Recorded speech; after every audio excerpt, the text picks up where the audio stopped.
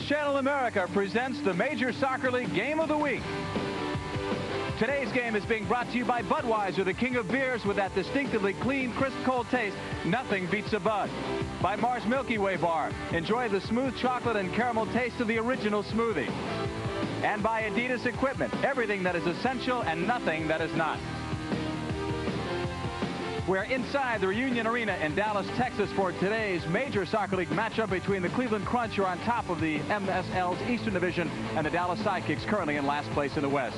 A pleasant good day, everyone. Happy St. Patrick's Day. I'm John Paul Della Camera. What a difference a year makes, because last year at this time, the Cleveland Crunch were an expansion team, woefully out of the race for a playoff spot, dead last. And on the opposite side, the Dallas Sidekicks were in first place. They had the best record in the Western Division. Now, 12 months later, Ty Keel, it's a totally different picture. It really is, and that's really one of the wonderful things about professional sports. It's so competitive that if you don't stay on top of your game, things can change so quickly. And for the Cleveland Crunch, they made some important changes late last season, bringing in Zoran Karic and Dave Hagen, giving them more offensively. And then over the summer, they bolstered up their defense, bringing in George Fernandez, who was an all-star at San Diego, Greg Willen, and even Marco Rizzi, the first-year player. For the Dallas Sidekicks, on the other hand, they missed some players that have been here for quite a few years, some guys that were scoring goals for them. Mark Carpin, Willie Milano are no longer here, and that much more has been thrown onto the shoulders of Tattoo. And you look at the Dallas Sidekicks, they actually have a home field disadvantage. They're the only team in the Major Soccer League with a losing record at home. How can you attribute that, especially after last year when they did so well here in this building? It is really difficult to explain, especially when you can rely on the type of goal scoring that Tattoo has provided. They had some problems. Joe Papaleo missed some games with a knee injury. At one point, they had lost 5 in a row here at Reunion Arena. Well, they'll try to win this one here at home today. They still have some faint playoff hopes. We'll meet the top players with the Crunch. They are a red-hot team. They've won 5 out of their last 7 on the road and have another win streak going. Ty Keel, let's talk about some of the key ingredients for the Crunch resurgence. Well, we mentioned some of the personnel changes that the Crunch had made in the offseason, but what caused it to all come together and gel was Trevor Dawkins. They made the coaching change. At one time, Cleveland was 7-18. Now they're 17-6 since he's joined them. He was a top player in his day, and he's just asked the team to work both ends of the field. P.J. Johns, very important. He had viral meningitis, was in the hospital for about 3 weeks, finally came out of it, and he's been doing the job. At one point, he won 10 games in a row in January for the Cleveland Crunch. For the Dallas Sidekicks, of course, Tattoo leading the league. Again, it could be his 3rd scoring title. He had 2 hat tricks in the first 2 games he played against his Cleveland Crunch team earlier in the season. Supporting Tattoo is Kevin Smith, who's having a career year on points. He's had 28 points in his last 19 games. Well, for the Cleveland Crunch, they have won 15 of their last 17, as we mentioned, on the road. They have won 5 out of their last 7 games. As we watch them dance here in Dallas, we will pause for this regional break. You're watching the Major Soccer League Game of the Week. Cleveland versus Dallas up next. John Riggins with 10 reasons why it's time to order Field & Stream now. One good reason is this tough water-resistant duffel bag. It's one of 2 free gifts with your paid subscription. And here are 9 more reasons. Field & Stream shows you how to get more out of fishing and hunting, thanks to the best outdoor writers in print. And right now, you can save plenty. 15 issues are just $14.97. That's almost 50% off the single copy price. You save over $14. So call 1-800. You said 2 free gifts. Okay, they'll give you the duffel bag plus a surprise gift. A surprise? Like the '83 Super Bowl? You got it. To order Field & Stream and get your free duffel bag plus the surprise gift, call toll-free 1-800-841-0300. 15 issues for just $14.97. Save almost 50% off the $1.95 cover price, 25% off the basic subscription rate. Ask about our extended savings as well. This double gift offer is only available on television, so call now, 1-800-841-0300. Welcome back, everyone, to Dallas as the Sidekicks get set for the Cleveland Crunch. Dallas has the edge there. They won the first 3 games, though, and Cleveland has come back, and they've won the last 2 in the season series. Goalkeeping will be as important today as it has been all year, and P.J. Johns right now is 3rd in the league, having an exceptional year. He has started the last 17 games, and he has won 15 of those. So P.J. Johns has been one of the keys for the Cleveland Crunch resurgence. On the opposite side, his counterpart today is Joe Papaleo, who had been on a hot streak. He had won 4 straight and 3 consecutive on the road until losing the other night in Tacoma. And we're underway here in Dallas. Marinaro for Karic. Both guys with better than 50 goals this season. In fact, Karic has 60. Here he comes with Marinaro, who'll take over. Marinaro shot, a save by Papaleo early on. Karic will head it down. Kuzma's drive, what a save! Papaleo, he's into the game. Good thing for Dallas. Kuzma, a player who very recently has started to really get his points, getting more playing time also since Marco Rizzi is ill. Hagen will play it back. Rizzi, they're not sure how long he'll be out, but he is mono. He's missed the last couple of games.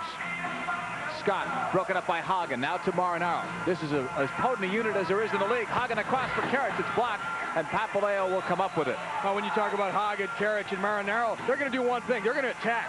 They're going to go right at the Dallas Sidekicks. And you have to wonder about Cleveland, whether they're going to be too cocky, too confident coming into a game like this, because Dallas has always been a hard-working team. And talking with the Cleveland players, confidence is certainly there. They're oozing confidence, which can get you in trouble. Here's Smith, and it's broken up. Michael King coming back over midfield.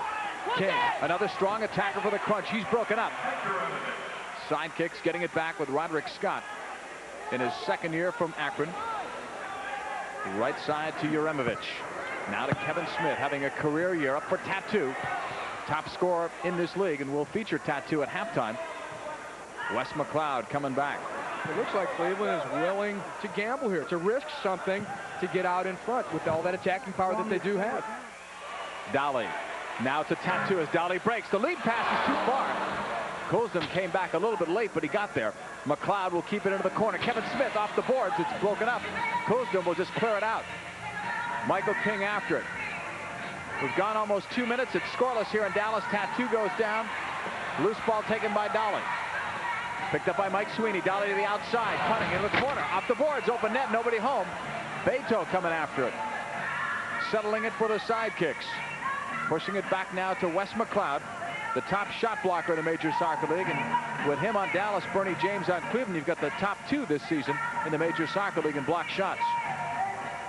Off the boards, it's Tattoo. Holding it against Kuzma.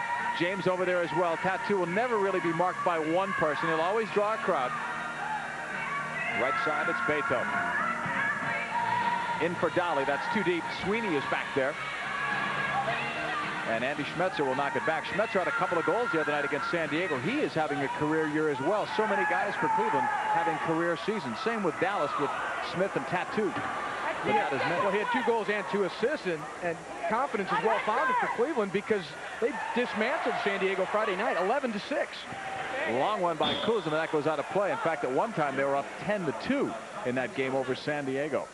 So early on, this man, Papaleo, he's got to play well if Dallas has a chance, and especially early. Especially early on with this type of shot, Teo Kuzma had a chance to really line up a left-footed drive, and he takes it on the half volley there. It just hops up off the turf. It's rising. Papaleo looking extremely sharp for so early in the game. And he had made another one right after that. He just barely saw that ball through a sea of green jerseys, in the Sidekicks, because it's St. Patrick's Day, are wearing their road green uniforms here, and Cleveland has switched their colors too for this one, so that Dallas could wear the dark jerseys at home.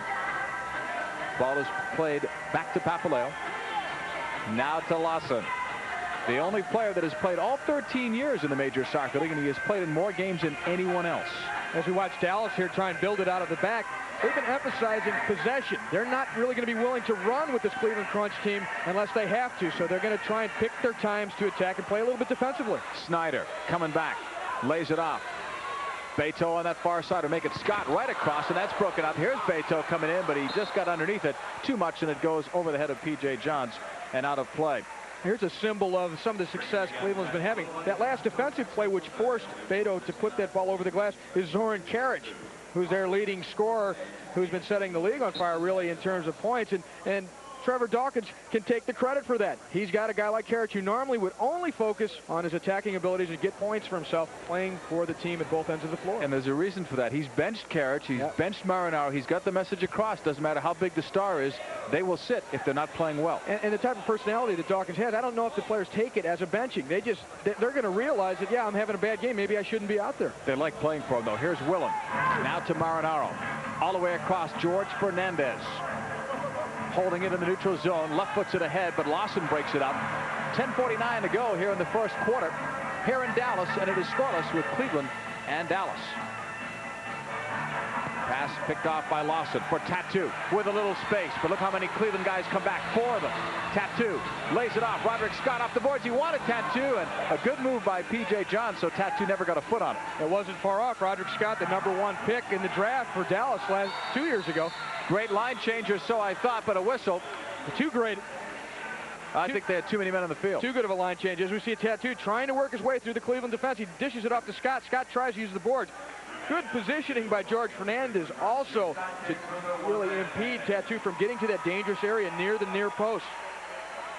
Gordon Jago looking on. He knows that his team should have a power play coming up. Sweeney came out, and I don't think anyone had made that change. So it seemed like they had too many men on the floor at one time.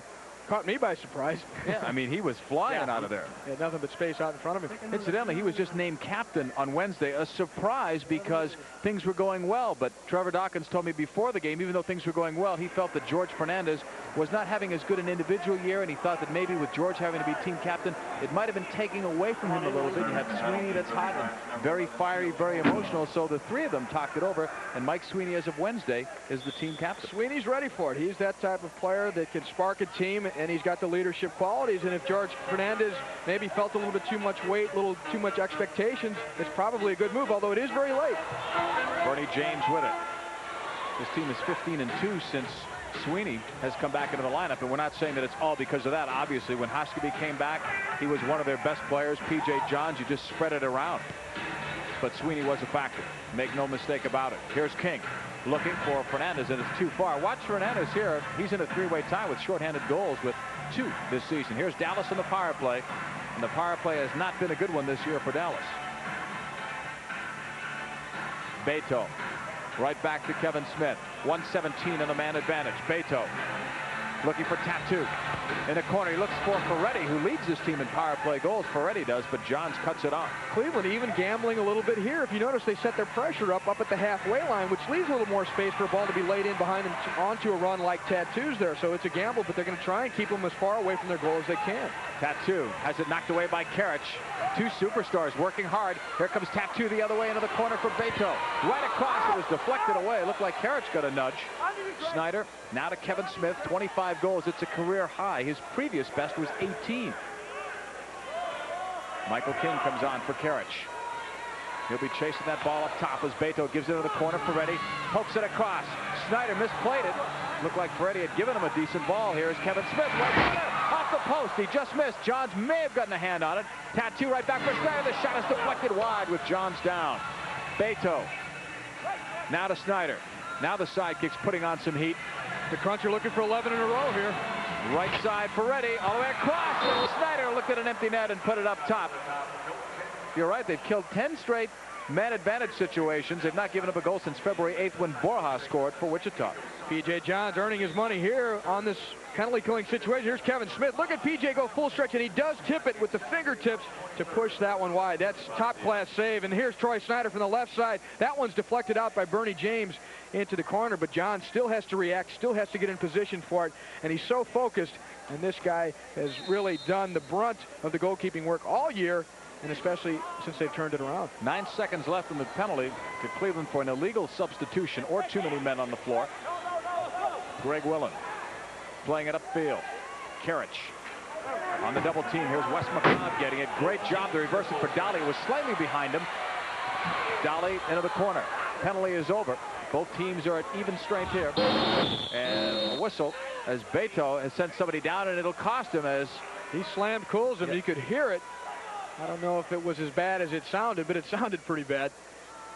So Beto will sit. It was after the play because the ball had already come out to midfield when Coulson went crashing into the boards.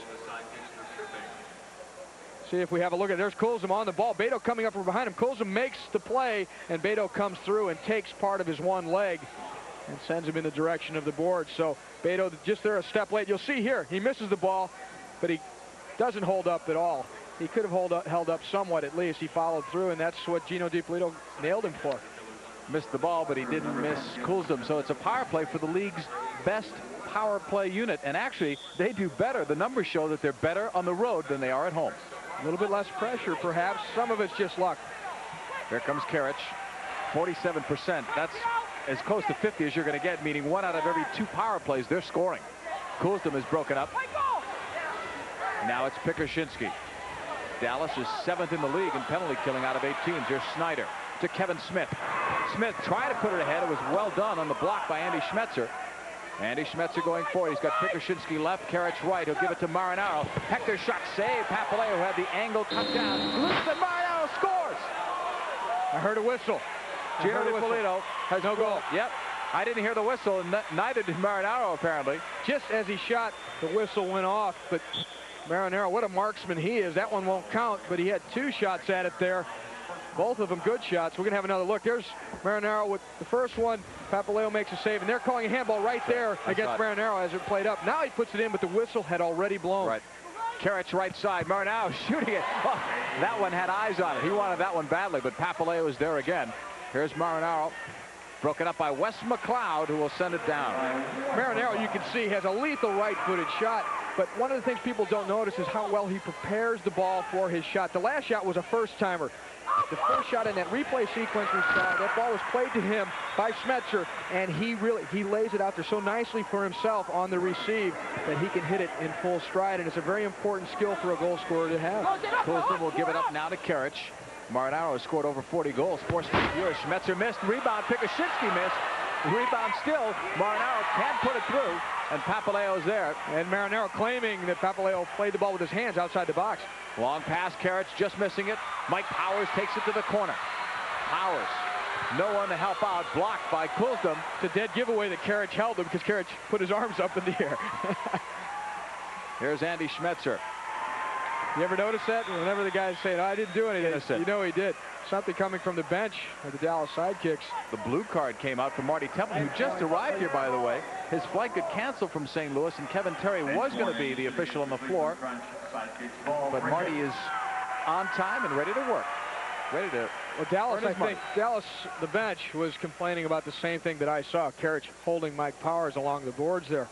And no call, so you'll hear the gripes from the bench, and the blue card comes out. Here's Mike Powers. He's won this race. He's in behind Karich. Now Karich is all over him, holding him. Now he puts his arms up in the air, and the claim there was for a foul against Karich on Mike Powers. Cleveland got a bench warning, but it's obviously not a time penalty. Somebody did some talking there. 5 seconds are left in the power play. Cleveland tried their best, but were unable to score as Kevin Smith bangs it out. Here's Doc Lawson. Lawson right across, punched out by Johns. That one had some fire to it. Lawson can really hit him, especially with that right foot. He enjoys coming forward just to do that. Each team has missed a chance in the power play. It is scoreless with 5:57 to go in the opening quarter here in Dallas. Greg Willen had a great year last year with Wichita, doing even better this year with Cleveland. And you'd have to think that this is a moral victory at this point for the Dallas Sidekicks in trading unsuccessful power plays. And also, the last time these two teams played, Cleveland went out to a 3-0 lead during the first quarter. Yeah, Dallas made a comeback, and then Cleveland ended up with the last 3 goals. That ball came back on a procedure penalty from the neutral zone, and Papaleo did receive it with his hands. So Marinaro not too happy that he's got to wait here. They want to set up the wall. Marinaro wanted to get off a quick restart. Sweeney can be very clever in these situations, and he's got Marinaro to the left. Watch Marinaro's right foot. He's got Fernandez also. He's got Willens' left foot out wide, too. Here's Sweeney. He'll look it right to Marinaro. Not a good one. No. Smith will send Tattoo. Tackled away by Sweeney. Good tackle, though. Tattoo trying to plow through. Kevin Smith, right wing. Sweeney chasing from behind. Smith to the corner. Right across, and Fernandez intercepted it as Roderick Scott was making a break. Coming back the other way, Fernandez. Lead pass, Andy Schmetzer. He and Snyder go for it. Schmetzer will beat him to the ball. Snyder, the only sidekick to play in every game this year. Consecutive games played now. This is his 145th, so he's been very durable for the Sidekicks. Durable and a frustrating player to play against because he's so quick. You can beat him, but he'll be right back in the play. Tattoo against Willen. To the middle where Hagen met him. It got a little congested that time. And it will, in many cases, where Tattoo has the ball, but he's able to beat that congestion.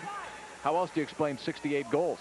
He shields the ball so well, uses his body down low, over the ball. Even when players try to foul him to slow him down, his balance and strength are so good, he keeps going. Papaleo clearing it ahead. Willen with a header. There's Dolly, broken up.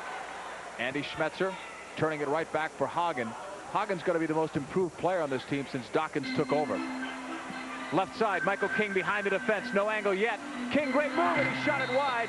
Great move to bring Papaleo out, and then in the end, wide off the right foot. Papaleo's done well. That's one of the reasons we are in a scoreless tie with 4:14 left in the first.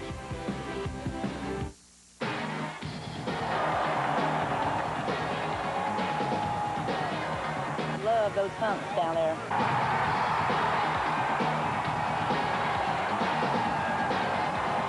Excitement gets into your blood.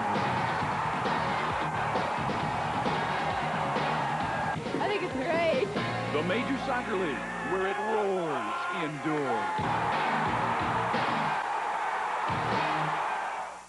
Making life a little sweeter. Making life a little sweeter. Mars. Making life a little sweeter. Right back and stay a while. Making dreams a little truer. Life a little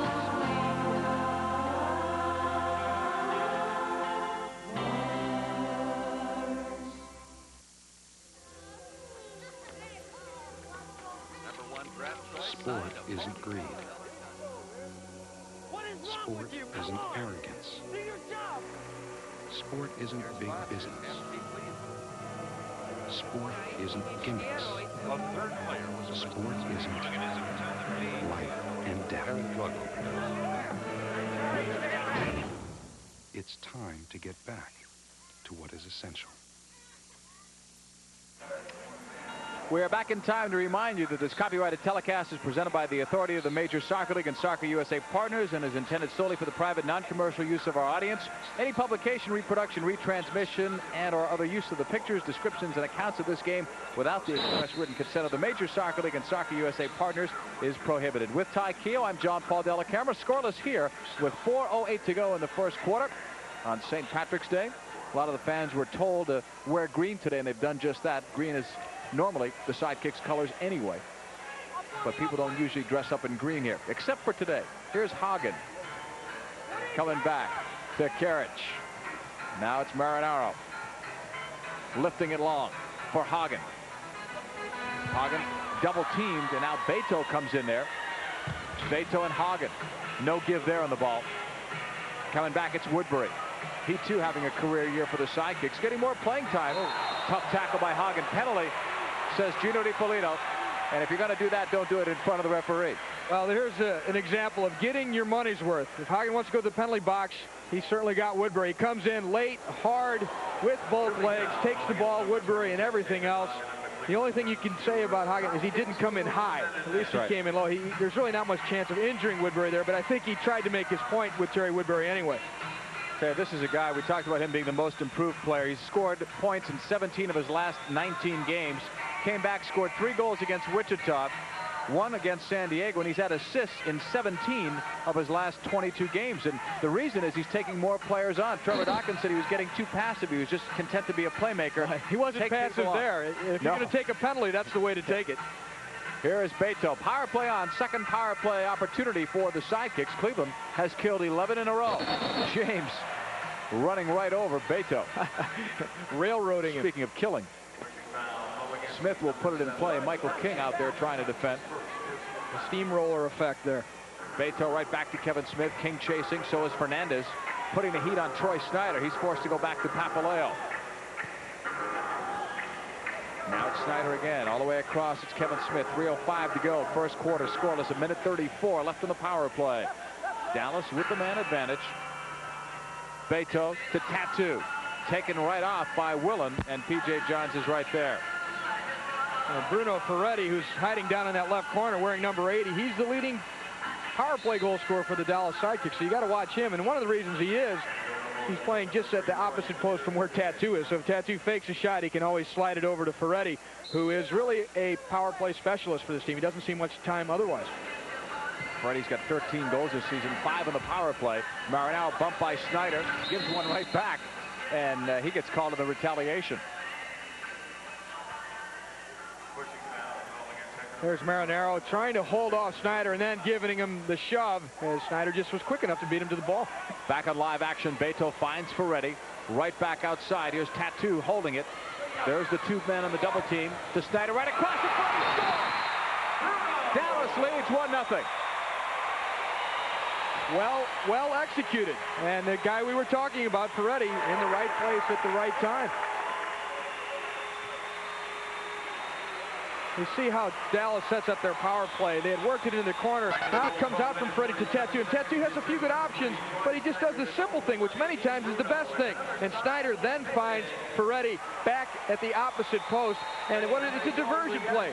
The ball knocked across by Tattoo, draws a few players. He says he can't believe it. He wanted to see this happen, and it happened in an easy fashion because Troy Snyder was smart enough to play the first-time ball, the early ball, over to Ferretti at the opposite side. And don't you think Tattoo didn't have something to do with that, because he draws enough attention that maybe that leaves Ferretti open that much for the tap-in. He looked like an orchestra leader the way he set that up, but you're absolutely right. When you can draw two players on a man advantage, your team is already... They should be able to walk in. Yeah, they should be able to walk in, and they did. Some good passing by Snyder and a good finish by Ferretti. Cleveland got caught because it's okay to trap like you do in basketball there, but you're vulnerable. If you don't get the ball or force a bad pass, something like that happens. Tattoo's that smart, too. He knew that he had drawn a few players, and he knows he has the man advantage, so he played it simply. Ferretti, 6th of the power play, 14th of the season, gives Snyder the assist. Tattoo's name won't show up on the score sheet there, but he sets it up. Good decision. On the restart, Marinaro right off the boards, and McLeod got a piece of that. It's a full-minded decision by Tattoo, because he knows he could maybe beat those guys individually anyway. Woodbury leading the pack. Off the wing. Dowling holding it, trying to play it to Beto, but Beto was still going. He thought Beto was going to stop his run. Greg Willen the other way. Look at Woodbury hustle right back. He was the first guy on the attack, first guy to come back. Now back for Dowling. Woodbury had 1 goal last year. He's got 15 this year. Increased carpet time is helping him out. So is the confidence. Here's Tattoo trying to spin on Fernandez. Right across. McLeod tried to find Dolly in front. Was not a bad idea, but Marinaro read it. McLeod coming back to help out. On the right side, here's Dolly. He's got Tattoo wide left. Dolly right footer off the crossbar. Tattoo and Fernandez. Snyder, look out. Boy, a dipping shot by Dolly that fooled P.J. Johns. I think Johns expected that one to sail over the top. There's not that much plexiglass over this crossbar, but here's the chance. Dolly moving in on the Cleveland defense. He crosses the red line. He's got space in front of him, so he's going to take the shot from outside and see the ball dipping. Johns has his hands up. Doesn't touch it, though. Doesn't know where it is, at least momentarily, until it was finally put out of danger. By the way, that power play goal by Ferretti snapped an 11 consecutive penalty killing situation for the Cleveland Crunch. Yeah. Oh, yeah, okay. Yeah, Cleveland Crunch had killed 11 straight. Last goal they gave up was Borjas way back on February the 8th, and so that streak is over. Penalty killers take an awful lot of pride, too, in denying that goal. They think about it, they talk about it. Well, especially when you get a streak going, it motivates you that much more. You look forward to penalties. Here's Tattoo coming right back with a chance. Left footer, great save for P.J. Johns. Took away the angle. Exactly, and the save was probably not the most important part of that. The most important part of that was that he didn't sell himself. He didn't go for the first fake. Kozdem passing it upfield. Schmetzer had a lot of room and still does, actually. Snyder gives him too much. Schmetzer cut it back. Roderick Scott looking for Tattoo, and it was broken up off the glass, actually, and out of play. Dallas playing a successful game plan in that they're disciplined and they're frustrating Cleveland, and then they're looking for their chances. They've got one on the power play. Dallas leads it 1-0 if you're just joining us. Ferretti's 14th from Snyder. Joe Papaleo, that's his view of the situation, and he has already made several big saves in this first quarter. Coming back now, Schmetzer will play it back to Bernie James. Left side for Karich, a 60-goal scorer this year. Pulls them, holding, looking for Karich, who had 3 against his former mates the other night. 3 goals, 4 assists, 7 points, matching a 7-point night earlier against San Diego when he scored 6 goals. James now settling it down. Look at Papaleo's view. Always in that crouch, staying low. Always has to see the ball, get a good view of it, because lots of times they're screened. Karich, Lawson doesn't want him to turn. Looking for Tattoo. Can he split 2? Hagen chasing. Pulls him the other way. Look at Tattoo, and he's tripped up. The crowd wants a penalty. The horn ended, and look at Tattoo. He cannot believe it. He cannot believe it. Are they going to say the time expired? I'd love to see that one again. They are saying the time expired. Tattoo, what a tremendous run as he broke through, and nobody could catch him. And he's carrying the ball. We're going to have another look at it here. Look at the acceleration of Tattoo. Now he's carrying the ball, which should slow you down. But Hagen couldn't catch him. Coulsdon can't catch him. Coulsdon tries to get a nick on it, but the buzzer was sounding as it happened. He could smell the goal, but he couldn't get a shot away. Time runs out. The Dallas Sidekicks lead at home against the Cleveland Crunch. And some controversy right at the end of the first quarter as Tattoo broke through and was in behind the entire Cleveland fence. Teo Coulsdon trying to catch him, wipes him out on a play that would have been a foul. The referees judged, however, that the buzzer had sounded beforehand. We know differently because we've listened to the replay, and we're going to let you listen, too, as we watch the play from the very start when Tattoo breaks away. The ball poked away here by Beto, and here goes Tattoo.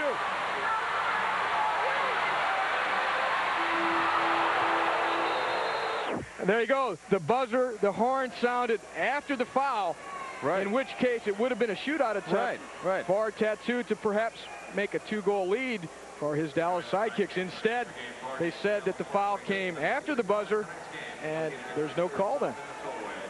Dallas does a lot better when they score the first goal of the game at 14-9.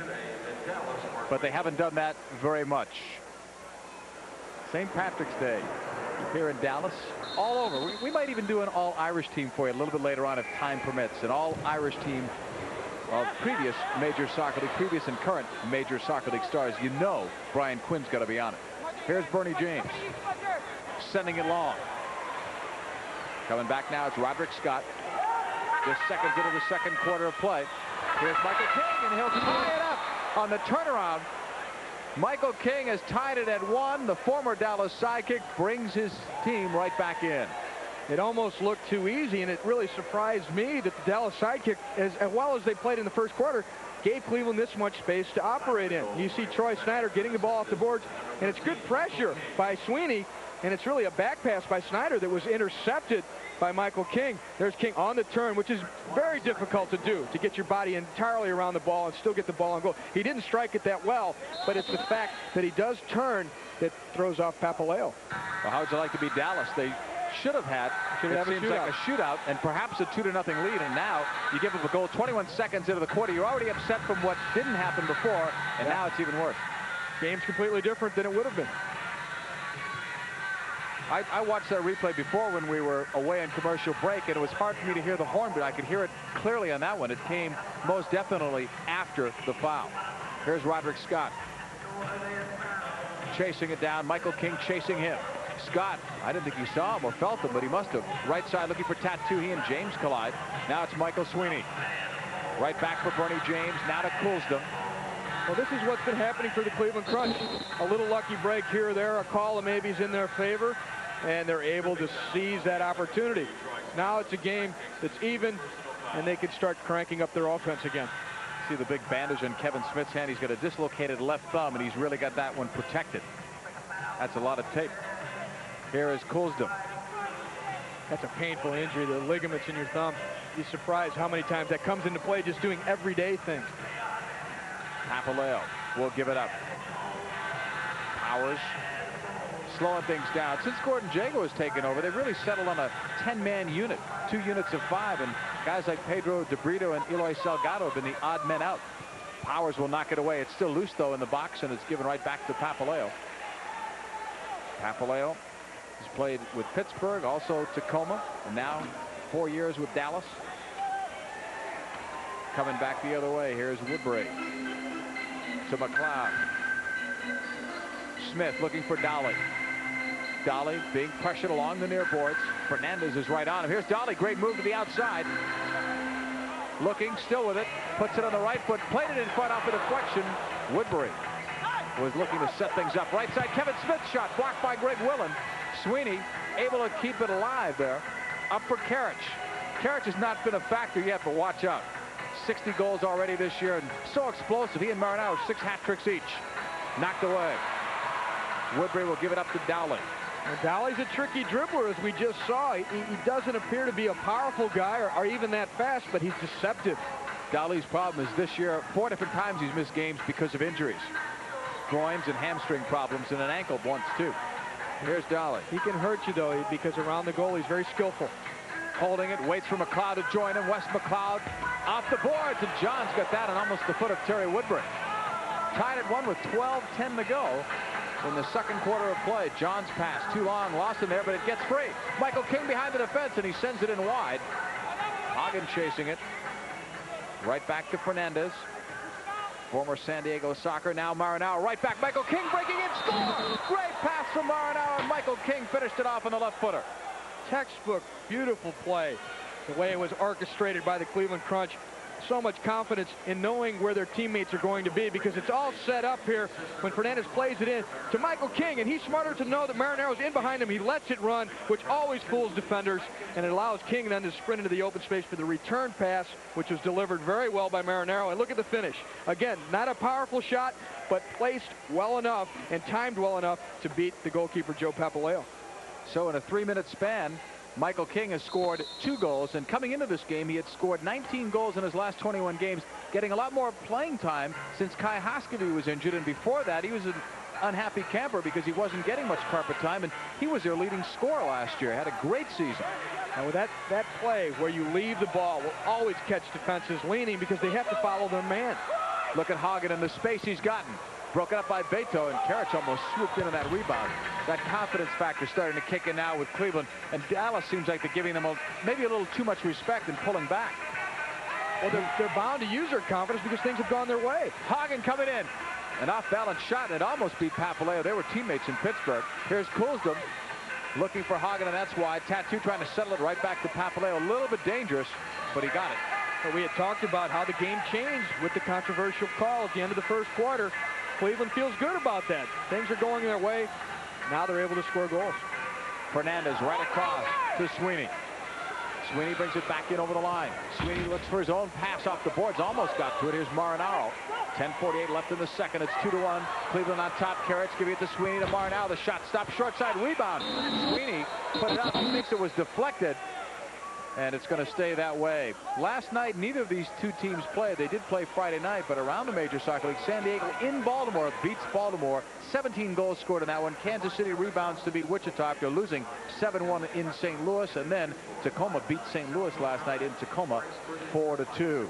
We'll tell you what that does, magic numbers, etc. when we go over standings coming up at halftime. We'll also do a feature with Tattoo, who should be the crown winner this year in the Major Soccer League. Here's Marinaro to Karich. Save Papaleo, or maybe self-defense.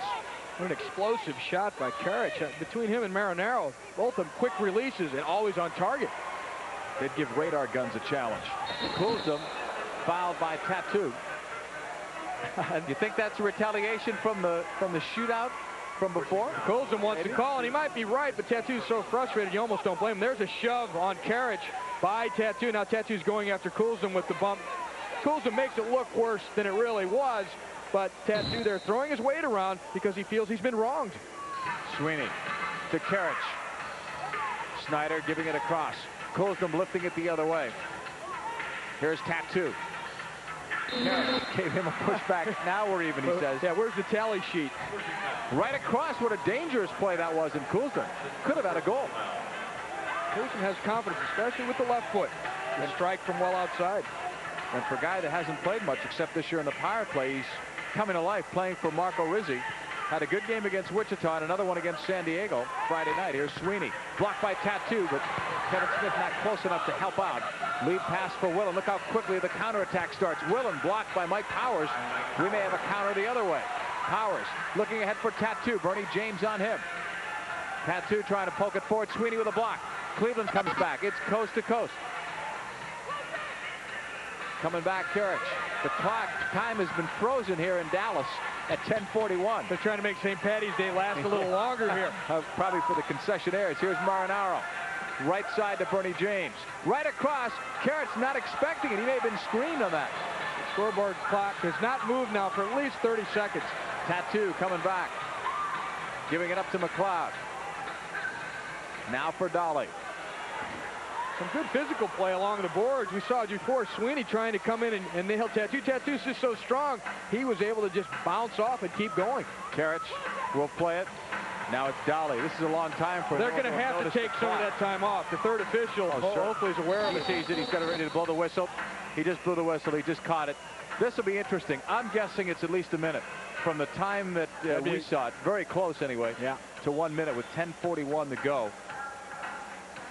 Tattoo coming over. He's saying, why was there controversy with the time before when I was fouled at the end of that first quarter? We're going to hopefully show that to you again maybe at halftime because it was such a critical play, but it's a tough call for the officials. You're concentrating so much a lot of different things to look at. Yeah, everything. If Coulston gets ball first, it's no foul.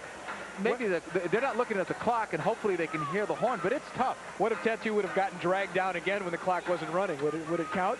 I don't know, but they would have been looking up, and they would have at least noticed then that the clock had been frozen. But it is a tough call. It's a split-second call, and it appears that they were wrong in that case. Many times as an official in a more minor foul, the easy thing to do is say, well, time ran out. It's not that big a deal. But in something that critical, so many things are going through your head.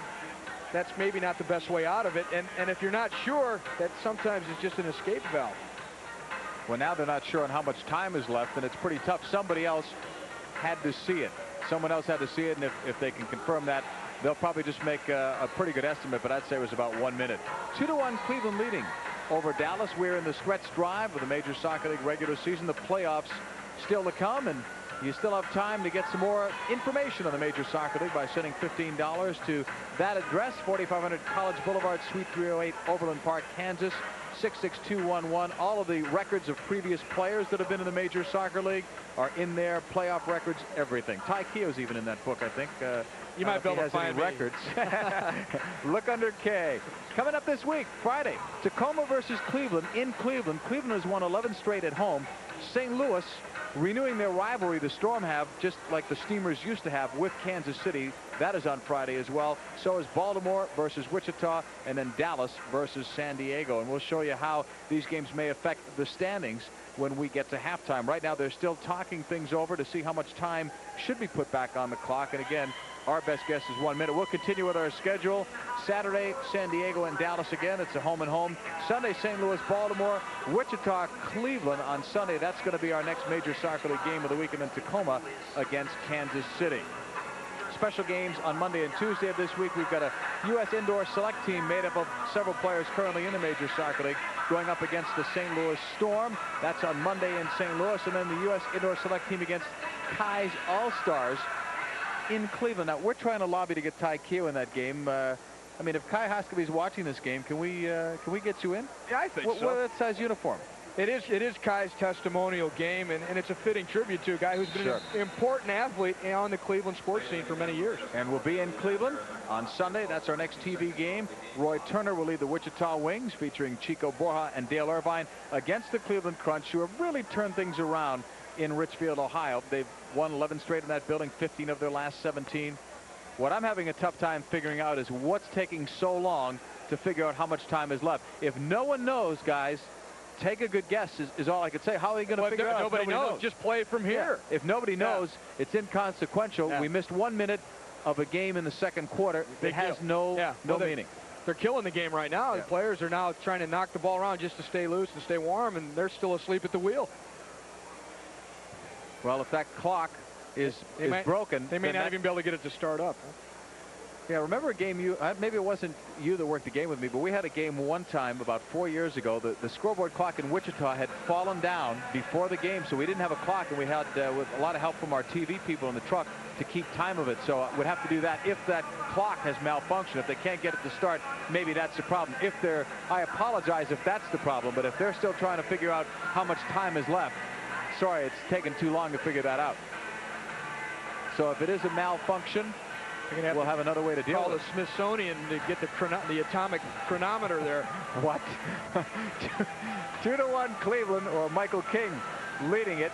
King with his 36th and his 37th goals of the season. Ferretti, the lone scorer for Dallas. So it is Cleveland 2, Dallas 1. We'll come back to Dallas here on St. Patrick's Day in a moment.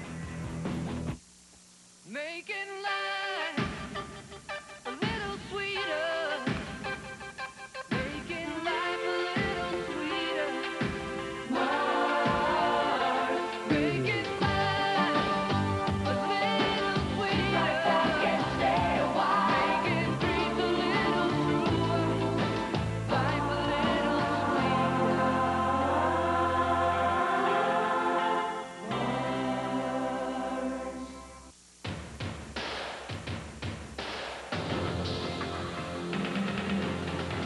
born of the finest natural ingredients, then brewed and aged with extra care for that clean, crisp, cold taste.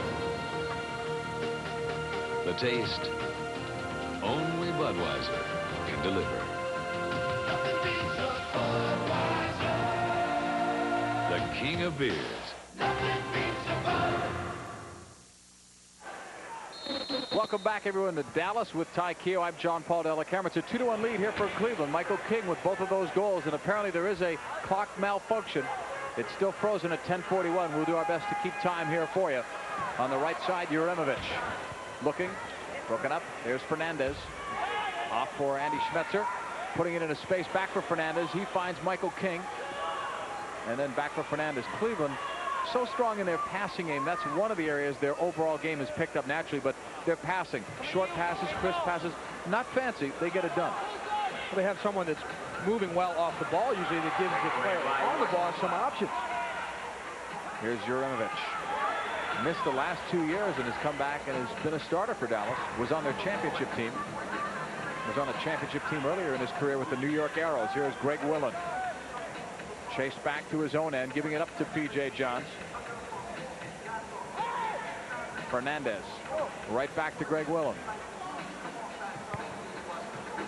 Looking long for Michael King. Juremovic after him. Juremovic will win this one, and he'll start back for Dallas. Yeah, that delay has taken something out of this game. It's slowed down quite a bit. Juremovic now to Beto. I would think that Gordon Jago took the time maybe to talk to his players a little bit and say, look, it's only 2-1. I know things haven't gone our way.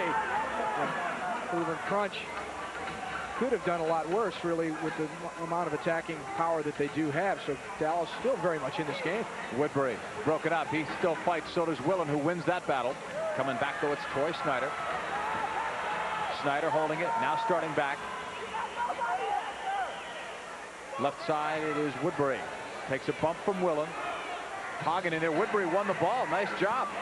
Played it across, but not as good a pass, and Marinaro intercepted it. He was looking for Beto. Beto was there, but Marinaro tracking back well. And again, you've got a guy that's one of the top scorers in the league doing defensive work there. Coulsdom up for Karich. And a foul is going to be called on Snyder, who leads the Sidekicks in fouls. Marinaro, you talked about him working on the defensive end. Look at how these two work on the offensive end. That's between two guys, 113 goals. But look at the important ones, too. 13 power plays, 11 game winners. And Karich will score as we are offline. Karich scores the goal. And we could change the graphic now. Update that graphic, if you will. Karich didn't like those numbers, so he did the best thing. He changed it. He's that prolific. It's from the free kick, and it's Marinaro gets the assist. So change it on both sides. Karich, again, being able to strike the ball on the first touch, even though he starts out with his back towards the goal. So one motion, turn and shoot, and get it in underneath Joe Papaleo.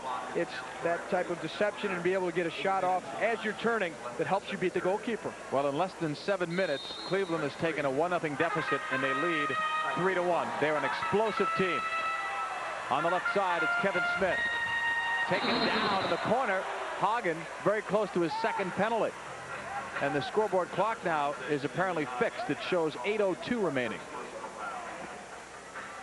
Dave Hagen, a very hard player. He always has been, chasing Kevin Smith down in the corner. He slides. He takes the ball first and then sends Kevin Smith crashing into the boards.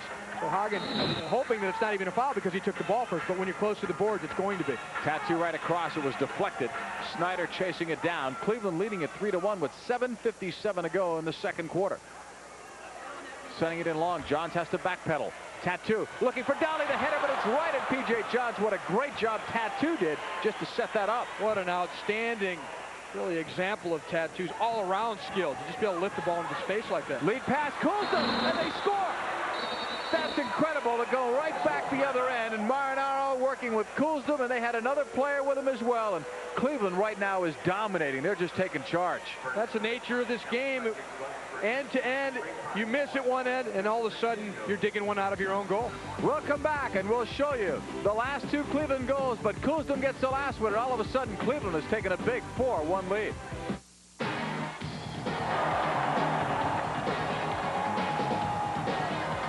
Love those humps down there.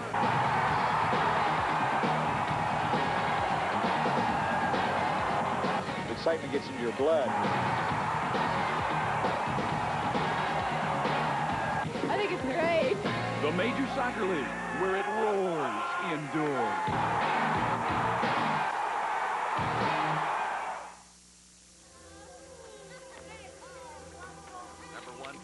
Sport isn't greed.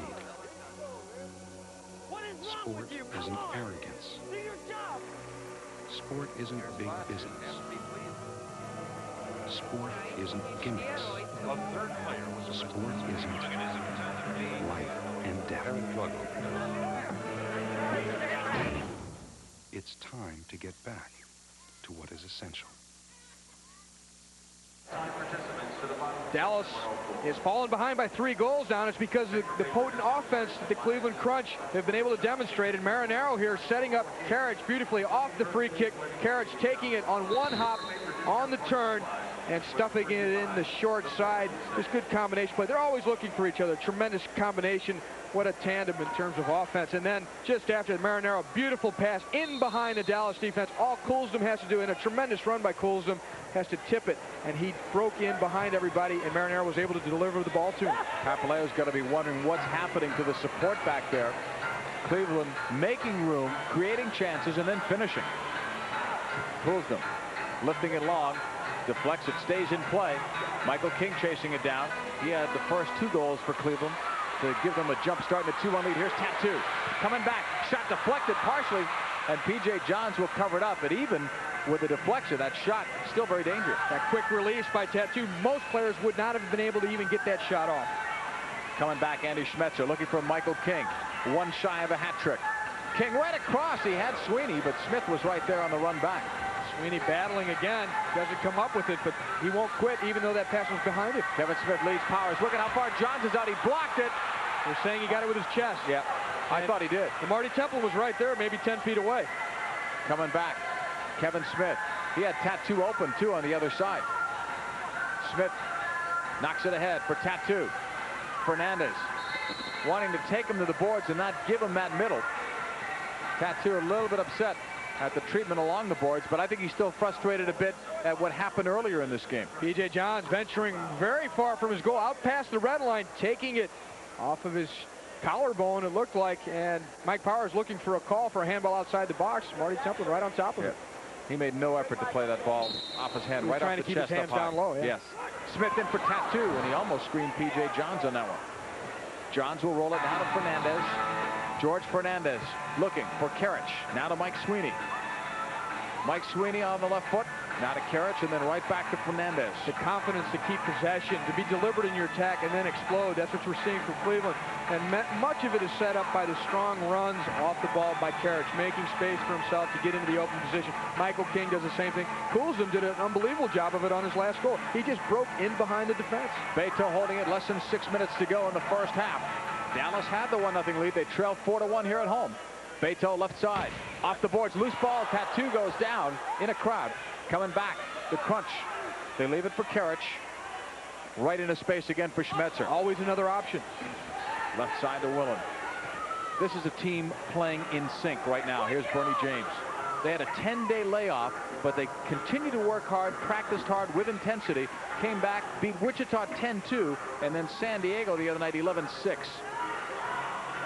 21 goals in 2 games, 2 victories, including against the defending champions who are having a good year themselves. They've already clinched a playoff spot in the Western Division, San Diego has. And they had momentum. Usually when you have momentum and you have to sit 10 days, it can affect you. They came back stronger.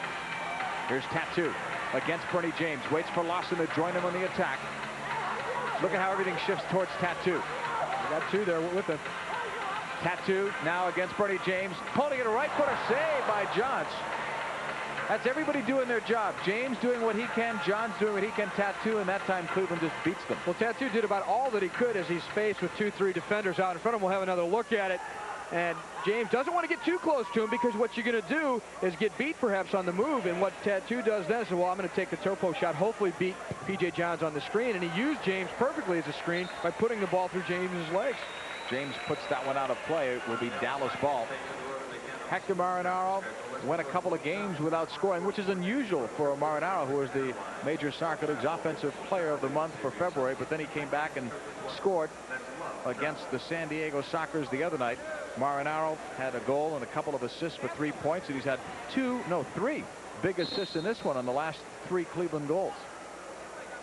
Their first goal was unassisted on Michael King, his first of the day, first of 2. Well, players like Karich and Marinaro may not score for a game or two, but when they do, they'll score in bundles. Coming right back, Johns sending it long. Marinaro losing it now to Lawson. Here's Kevin Smith across the line, a right foot. Nice save, P.J. Johns. Shot was dipping and drifting wide. Long toss, Mike Sweeney.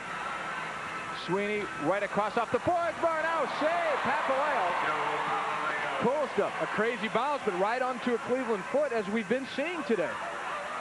Lawson will kick it, not out of play. Kevin Smith. The only thing different there for Cleveland was that it didn't go in. That's right. But it almost looked like Marinaro was expecting it. I mean, things going their way. Yeah.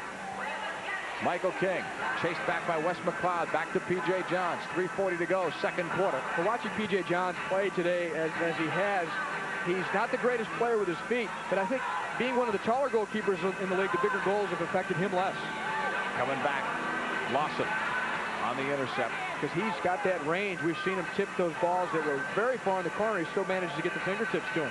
It's a guy that missed 5 weeks because of viral meningitis, and that can be a fatal situation for some people, but they think that being an athlete, that helped him. He was in great physical shape ordinarily, and that helped. Here's Tattoo.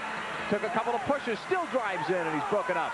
Snyder from Dolly. Try to give it back. Michael King knocks it to the far wing. Up for Sweeney. Taken down by Powers. Play continues. Powers looked for Smith, but put it too far in front of him.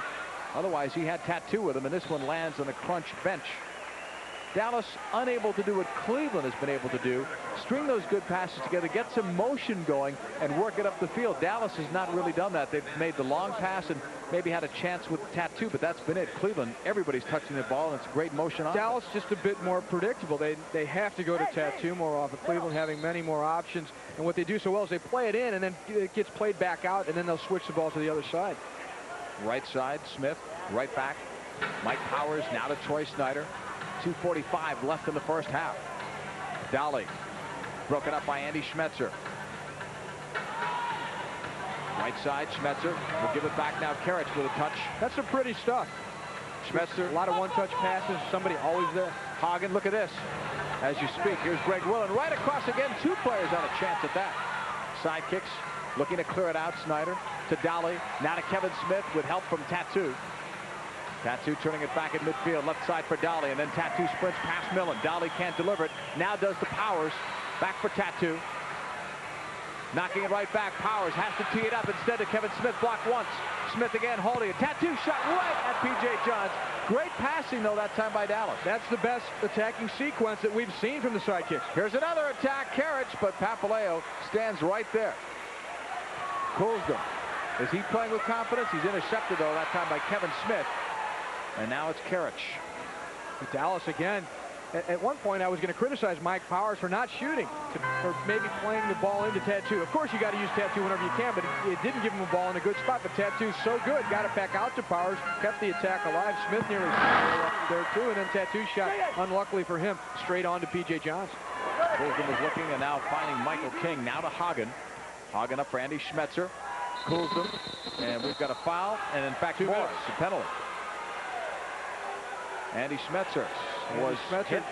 Playing another strong game for the Cleveland Crunch, and we'll see why he's doing so well, because he's showing well for the ball here. Now he's going to play, and he's ready to take off for the return pass from Coulson. Instead, he's taken out from behind, a very deliberate foul, because they know the danger is in behind, and they're not going to let Schmetzer into it. There's a look at Kevin Smith, who will be sitting it out for the next couple of minutes. No one works harder than Kevin Smith. Harder. He had worked so hard. He was too tired to do anything but foul in. There's no way he would have been able to turn, chase him, and catch him. So power play is on, and that's the last thing you want to give to Cleveland at this point with the confidence that they're playing with. You don't want to give them a man advantage. Smith off for tripping at 13:40. I think we've got a bench warning here also to the Dallas Sidekicks. A look at Tattoo. Headed for a triple crown. We'll feature him at halftime, and he's still upset. Things have not gone his way. Tattoo, of course, means armadillo. in Portuguese. Tattoo originating in Brazil. It doesn't mean 2-minute penalty, but that's what he's got for misconduct. When you think about it, as low as he's built to the ground and as strong as he is over the ball, he could take a lot of punishment. You think of an armadillo, I think it's an apt nickname. Gordon Jago trying to put on a brave front here. Things are not going his club's way right now. Here's Karich on the man advantage. Karich has now scored in 17 straight games at least a point. Kulsdom. Marinaro free in the right wing if they want him, or if they can get him. They do. Lifted into the corner off the boards for Andy Schmetzer. Taken down, and Papaleo will pick it up. Papaleo looking. Tossing long. Juranovic as P.J. Johns almost got caught. And now he's back in goal. Troy Snyder taken down by Andy Schmetzer. A foul on Andy Schmetzer. 52 seconds left. First half. Played in. Wes McLeod, the turnaround, but right at P.J. Johns. Good try there on the penalty killing unit. And McLeod, I saw him score a goal similar to that against St. Louis last week when the Sidekicks were able to come into St. Louis and beat St. Louis Storm, who had a 10-game home winning streak. Karich slides it over. Andy Schmetzer left side, cools them right back. Andy Schmetzer across to Marinaro. 25 seconds left in the half. Now it's Karich holding it. Snyder picking him up. 20 seconds left. Pikashinsky in the corner. Marinaro trying to give it right back. Blocked by Powers. Help on its way from Snyder. Gino DiPolito couldn't get out of the way, and Karich keeps it alive. Andy Schmetzer shot up the post. How bad do you think Gino would have felt about that? Talk about it being Cleveland's day if that goes in. On the left side, Andy Schmetzer off the boards, and a horn sounds, ending play in this first half. Well, not everything's going Cleveland's way, but had they scored there, almost. Oh, Joe Papaleo's got to be frustrated as well. His team looked very good with a 1-0 lead at the end of one quarter of play, but then within a 7.5-minute span, Cleveland scored 4 times. King had a couple, Karich one, and Kulsdom one. So at the end of the first half of play, you've got the visitors from Cleveland on top, 4-1 over Dallas.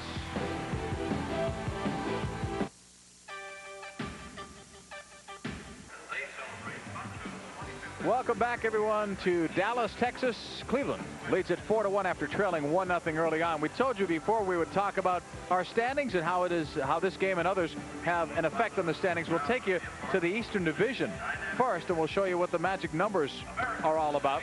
First off, Cleveland right now in first place. Remember how long ago? A couple months ago, they were in the bottom. They're in first. Kansas City 2.5 back. Then you've got Baltimore slumping, but Wichita is unable to narrow that gap because they've been in a slump as well.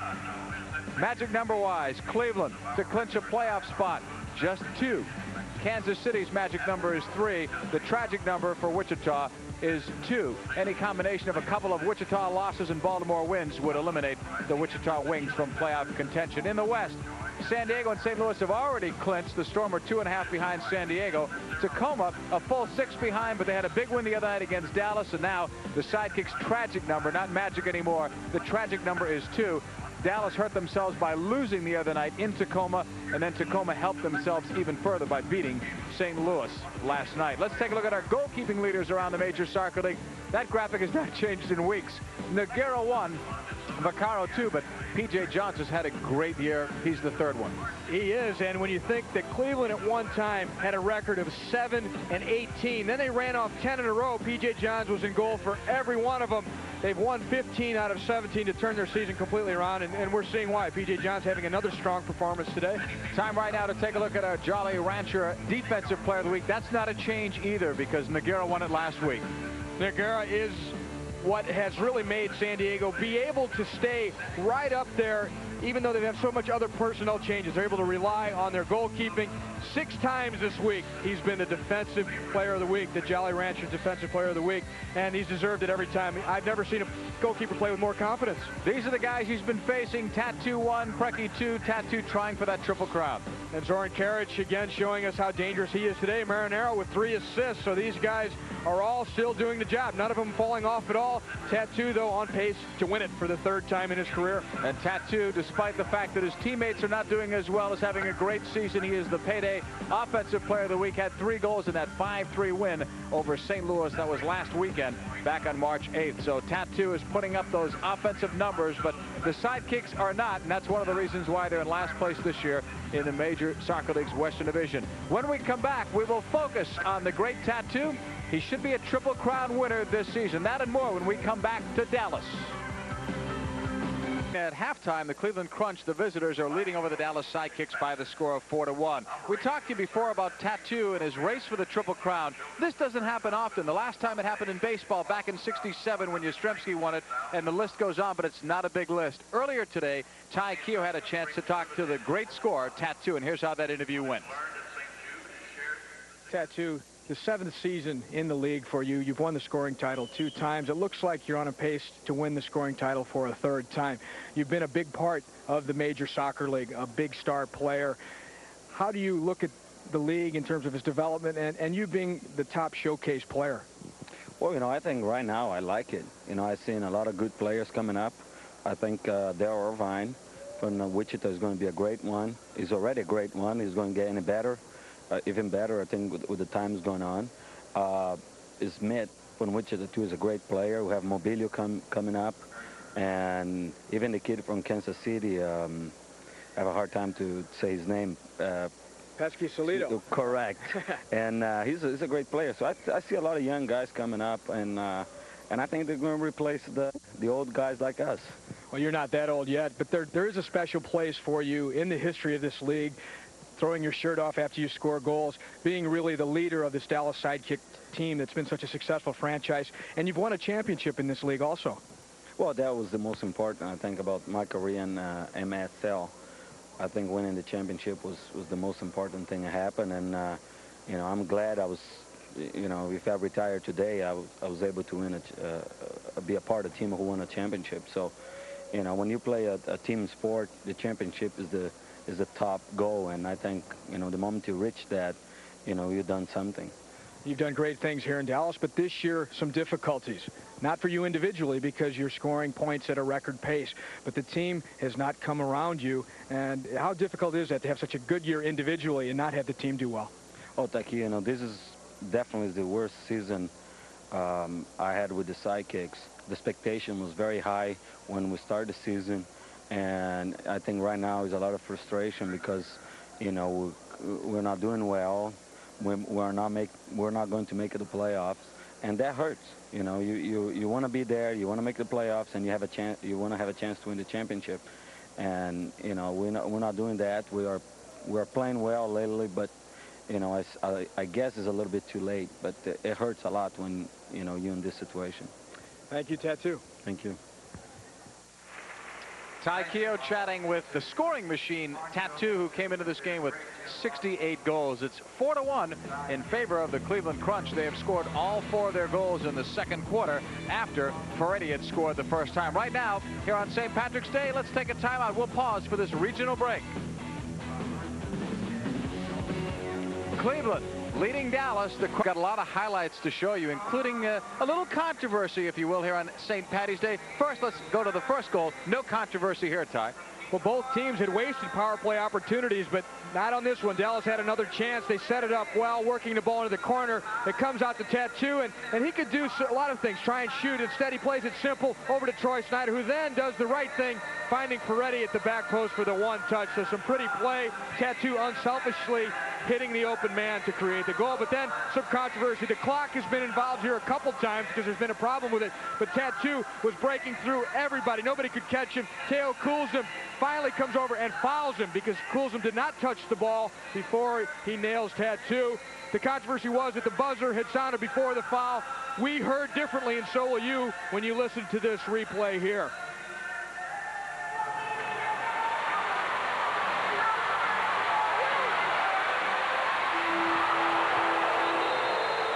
That's about as clear as you could make it. You hear the buzzer coming in after the foul. What that would have set up would have been a shootout attempt for the Dallas Sidekicks to go up 2-0. They don't get a shootout attempt. They start the second quarter up 1-0, and within 21 seconds, the Cleveland Crunch are now back in the game by tying it up. And here's a ball going back to Troy Snyder. He goes to knock it back towards his own goal, but Michael King read his mind. It's a poor back pass. King on the turn beats Papaleo at the near side. So Michael King, an opportunist there, pouncing like a vulture onto the back pass by Troy Snyder to make it 1-1 when it could have been a 2-0 deficit for Cleveland. Then Marinaro alertly playing the ball on the free kick into Zoran Karic. Karic knows what to do with these. Anywhere near the goal, he can get a shot on target. It's not a real powerful shot, but it's one touch on the turn, and he beats Papaleo at the near post. Good execution by Zoran Karic, the second leading scorer in the league. So very quickly, Cleveland got 2 early second period goals. Now they're up 2-1. Instead, at the end of the first, they could have been down 2-0. So in the space of 3 minutes and 8 seconds, they had done a great job in getting 2. Here's another look at a Marinaro set up to King. They combined so well here. They're reading each other's moves so well, and King set it up by letting the ball run through onto Marinaro, who then played it back to King. So pretty play, good coordination in the attack. That's the confidence factor we've been talking about this entire game. No emotional change in his face. Just another day at the office. Michael King scores another goal right there. In the second period, we've got Karic and Kulsdom scoring a goal. Kulsdom's 4th of the year from Marinaro, and it came at the 7:23 mark. Marinaro, in a quiet sort of way, has 3 assists in this one, assisting on the last 3 goals. The other goal by Cleveland was an unassisted goal. So Kulsdom's goal makes it a 4-1 game here at halftime.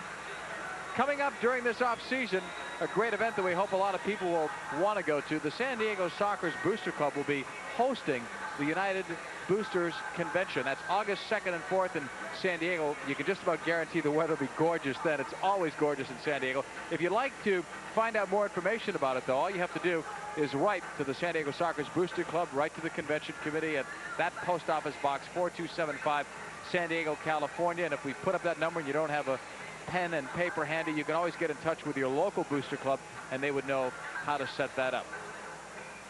St. Patrick's Day. Time for that all-Irish team, maybe? That person's not on it, at least not yet, but the votes are not totally tabulated. We told you before that Brian Quinn could be in it. Sure, but there's a lot of good names on that list. There really are, and Ireland has always produced some great soccer players. Many of them have gone over and played in the English First Division. We've got some of them here, though, now, and Brian Quinn as the engine of the midfield for the San Diego Sockers, winning championships there. He tops the list. David Doyle starting to score goals again for the Kansas City Comets. I'm sure your former teammate Redmond Lane would do nothing if he's not watching a soccer game on St. Patrick's Day, right? That's the way to do it, and I know Redmond's there, and what a left foot. He was able to load up and score many goals for the St. Louis Steamers back in those golden years.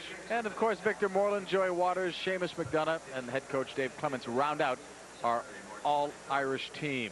A lot of people coming dressed in green today in honor of St. Patrick's Day, and we told you at the top that the Dallas Sidekicks told everybody to dress in green, including their own team. They're wearing their normal road uniforms today at home.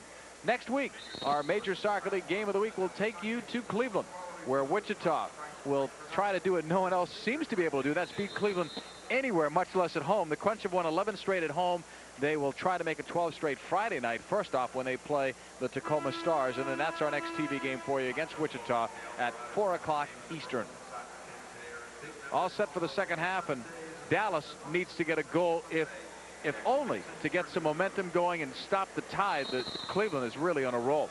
And look at Cleveland. When they're leading at halftime, 19-2, we'll flip-flop it, and we'll show you that Dallas has not won this year when they trailed at the end of the first half of play, as Marinaro puts that one upstairs. The Sidekicks are 0-18 when trailing at the end of the first half, 0-22 when they trail after 3. And those numbers really tell you the story, that despite Tattoo, they are not a good come-from-behind team. And one of the reasons, Ty, is they're down too many goals. Last year, they were always within a goal, and in fact played 14 overtime games, so they were always close.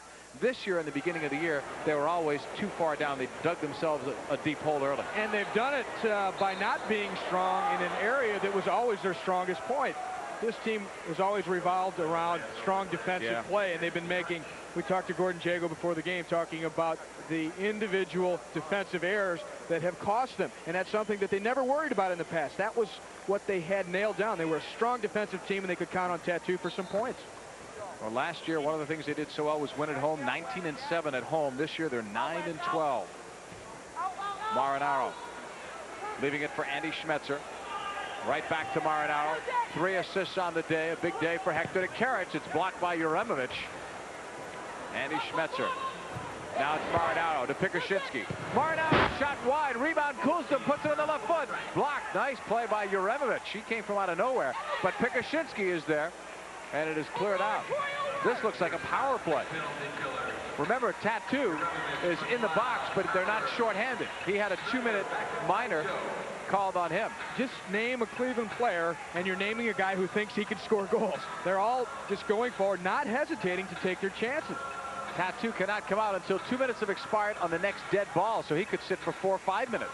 Karich heading it in, and Kevin Smith lets it go. Now to Papaleo. Smith let it go after giving Smetzer a good shove. But that's part of the game sometimes. If you can be a little physical, intimidate, and get away with it, you're going to come out on the good end of it. Kevin Smith looking right side. Woodbury. Dallas needing a goal here. They're down 4-1, which is not a big deficit, but considering the track record when they trail at half, like we told you, and the fact that they've been struggling, it doesn't look as good if they continue to hold this deficit. Down by 3. A lot of time left, though, here in Dallas. Here's Willen. That's broken up. Scott coming right back. Roderick Scott down the middle. Plays it behind Woodbury. Woodbury will give it back to Roderick Scott. Lays it off. Lawson shot it wide. Got to get him on target. Looking into the corner is Smith for Roderick Scott. He'll bring it back outside. Beto back for Smith. Again, Tattoo still in the box, although they are not shorthanded. Here's Lawson. Right side boards to Woodbury. On the double team, spins by Fernandez. Shot blocked by P.J. Johns on the short side. Lawson tees it up wide. Hard off the glass. Well, all it will take is one more, and Dallas will be right back in it. But look at Cleveland. They may score coming back on their only chance. Karich right across. Kuzma right open. His Sweeney scores. That's great stuff. And they're presented with a chance, and they know what to do with it. Doc Lawson, who just had 2 very strong chances at the other end. One he didn't do so well on. Another one with his left foot that almost went in. And you can just see the disgust and disappointment. We're going to look at Doc Lawson's chance at the one end. But Cleveland's so efficient. Here's Lawson stepping in front, and he's got the ball on his left foot. Look at this shot. I don't think P.J. Johns really has a look at it till it's by him. So if that ball is maybe 6-8 inches inside, it's going to go in. And then Cleveland goes the other way, and they make it look easy after all the work that Dallas had done at the other end. And Coulson laying the ball off so nicely to Sweeney, who then coolly picked his corner, didn't panic. So we have another angle of it. Coulson has so much space, though, to make the decision and to be able to pick out Sweeney. Sweeney finishing well. So Dallas has a chance to score. They don't, but Cleveland comes back and buries it. And now it's a 5-1 crunch lead. Kuzma, a rocket, punched out by Papaleo. Kuzma will get it right back in front, and it just missed King Marinaro. I thought Papaleo got a hand on it. That was self-defense because Marinaro really teed off on it just after Kuzma had teed off on a shot. So Papaleo, he's shell-shocked at this point.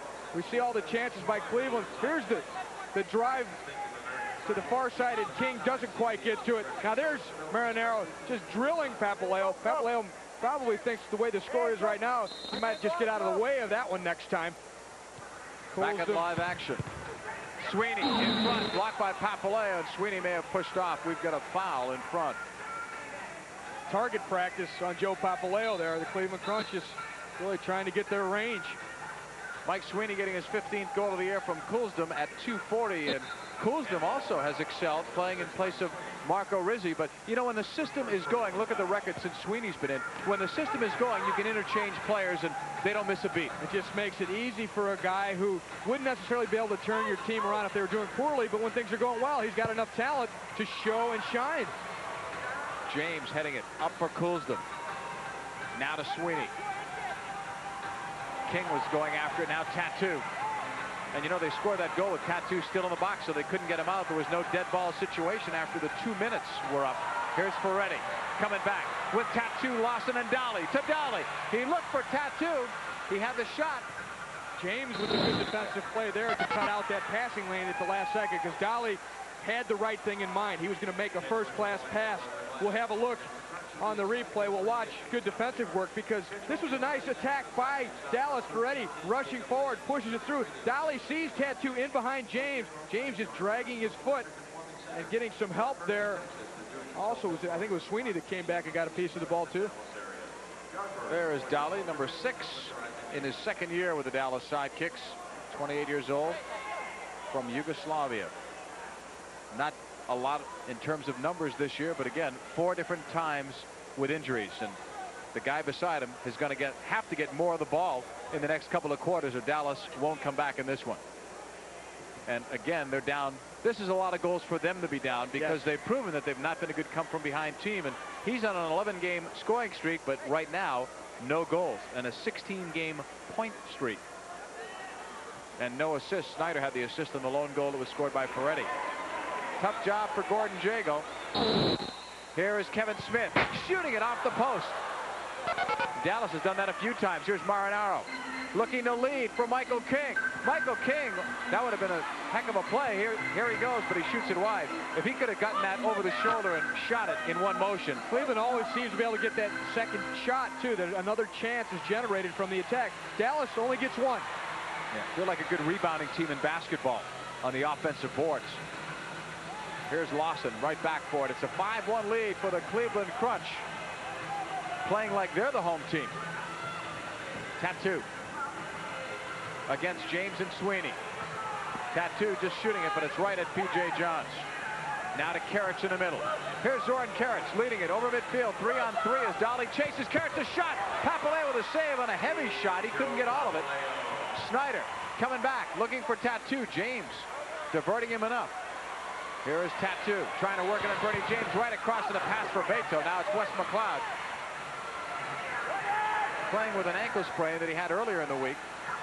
Dowling right back on the right side. It's Uremovich holding it against Dave Hagen. Less than 10 minutes to go in the third quarter. A 5-1 Cleveland lead. It has been all Cleveland since the start of the second quarter. Uremovich to Tattoo.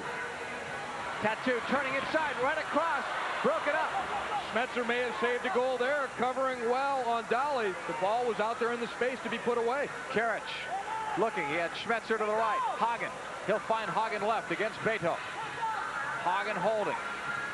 Scored goals in 2 straight games. Now Schmetzer right back out to Bernie James, who'll settle things down. James over 100 block shots now, 8 consecutive times. Now it's Hagen. To Kulsdom. Lifting it. Hagen in the corner, he and Beto. Hagen right back to Andy Schmetzer. Cleveland just playing ball possession. They may catch Dallas ball watching here. No need to force the situation and give the ball up. If you have the possession, you're not going to give up any goals, and Cleveland doesn't really need goals right now. Well, Dallas can't get the ball. That's about 8 passes that they've strung together, and Karich just lost it, and he had Kulsdom on a good run right beside him. There's Tattoo. Right side to Beto. We're talking about the block shots. We've got the 2 leading shot blockers in the league here, McLeod and James, as you mentioned. But it's a funny stat when you think about it. Obviously, a guy who's blocking shots is a good defender, and a lot of them are tremendous plays when you can block a shot and save your goalkeeper from having to do it. But some of the quicker and what I consider better defenders in the league don't get that many blocks because they're so good at intercepting or stealing the ball early. Coming to mind a player like Fernando Clavijo, a player that I played with for many years, Tony Bellinger. That's the guy. I'm not taking away from Bernie James because it's a tremendous accomplishment. And Wes McLeod, too. These guys, they do the job defensively, but there are some unsung heroes in that stat that do not get recognized. Simultaneously, I came up with Bellinger's name, too, because we used to always talk about that. He never had a lot of blocks, but he didn't have to. He was intercepting passes before they became shots. Here's Kulsdom coming back the other way. Tripped up by Scott, and now he's trying to milk it a little more. McLeod. Intercepted by Fernandez. Now it's Kevin Smith turning it right back for McLeod. Not enough on it. Michael King to Kulsdom. Well, even if Kulsdom even if he was fouled there, and I think he was, but he wasn't going to get it. When your team's up by 4 goals and playing the way they are, you're not going to get that type of call, especially when you embellish it as much as Kulsdom does. Now here he is. He's got the inside track, and he gets tangled up a bit. Now he's going to throw the arms up and throw himself to the turf to make it look worse than it was, and it may have been a foul, but the referees don't like that. They're going to say, well, wait a minute, if you're going to make us look bad, then you're not going to get the call. Theo Kulsdom getting more playing time with Marco Rizzi out with mono. Ball played in long, and there's P.J. Johns getting it ahead of Tattoo and Fernandez. What do you think? Kulsdom gets the all-tan team for the MSL? Is it that sunny in Cleveland this time of year? We'll find out next week. He's been down on Lake Erie there, I guess, soaking it up. We'll find out next week. That's our game against Wichita next Sunday, 4:05 Eastern time. We'll see that sun shining. Here is Smith. Now to Roderick Scott. Scott broken up. Karich. Here's Snyder. Troy Snyder to midfield. Now to Tattoo. He'll give it right back. Snyder, who attended Penn State, will bring it back. Tattoo drifting back a little bit, trying to maybe get more of that ball in midfield. Scott right back to Papaleo. Got the 2 leaders in this league in block shots, 3 of the top 5 goal scorers, 2 exceptional goalkeepers, but it's all Cleveland right now at 5-1. Look at Tattoo's strength on the ball. To Snyder, right across, blocked by Johnson, and off Kevin Smith. They got a handball. Handball on Dallas. Watch Tattoo, his individual ability and his strength. Not a big man, but you see how well he's able to hold the defender off. First, he holds Fernandez off as he receives the ball, keeps control, and there's some tugging going on there. But watch him. He goes wherever he wants, and Fernandez is going to shove him, but he won't move him. Tattoo will keep the ball under control and still make the play. Back to live action. Coulsdon breaking free on the footer is wide, and Beto settles it for Papaleo. We told you earlier that Dallas won the first 3 meetings that these 2 teams have had. Cleveland won the next 2, but the winners share a common denominator. Each time the winner has scored at least 6 goals, and right now you've got Cleveland up 5-1. Here's Dolly. Coming back against James, right side. Shot is blocked. Sweeney will pick it up. Blocked by Lawson. By the way, now's a good time to mention Tattoo is still scoreless as Lawson takes it. He has 16 points.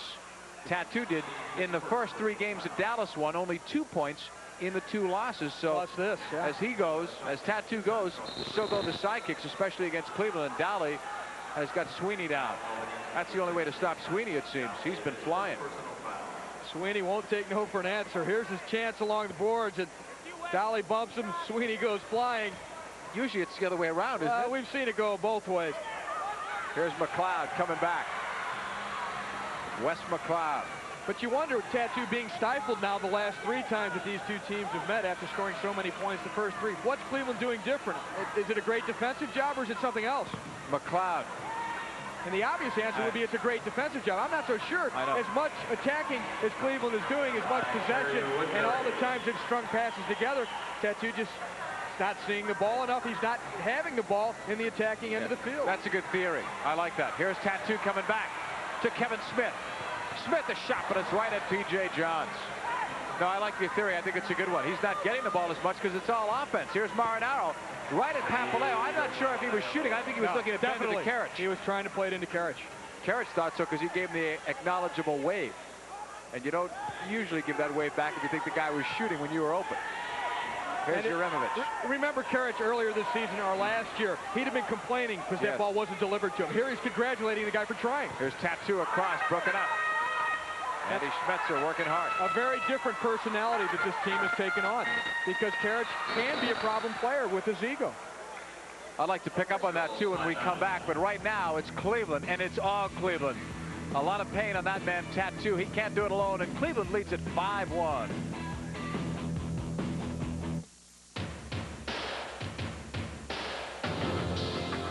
It's time to get back to what is essential.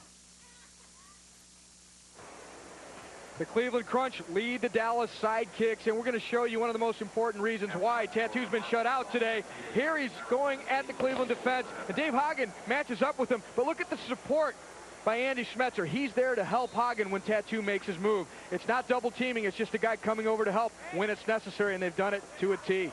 And right now he's a spectator, gets a well-deserved rest.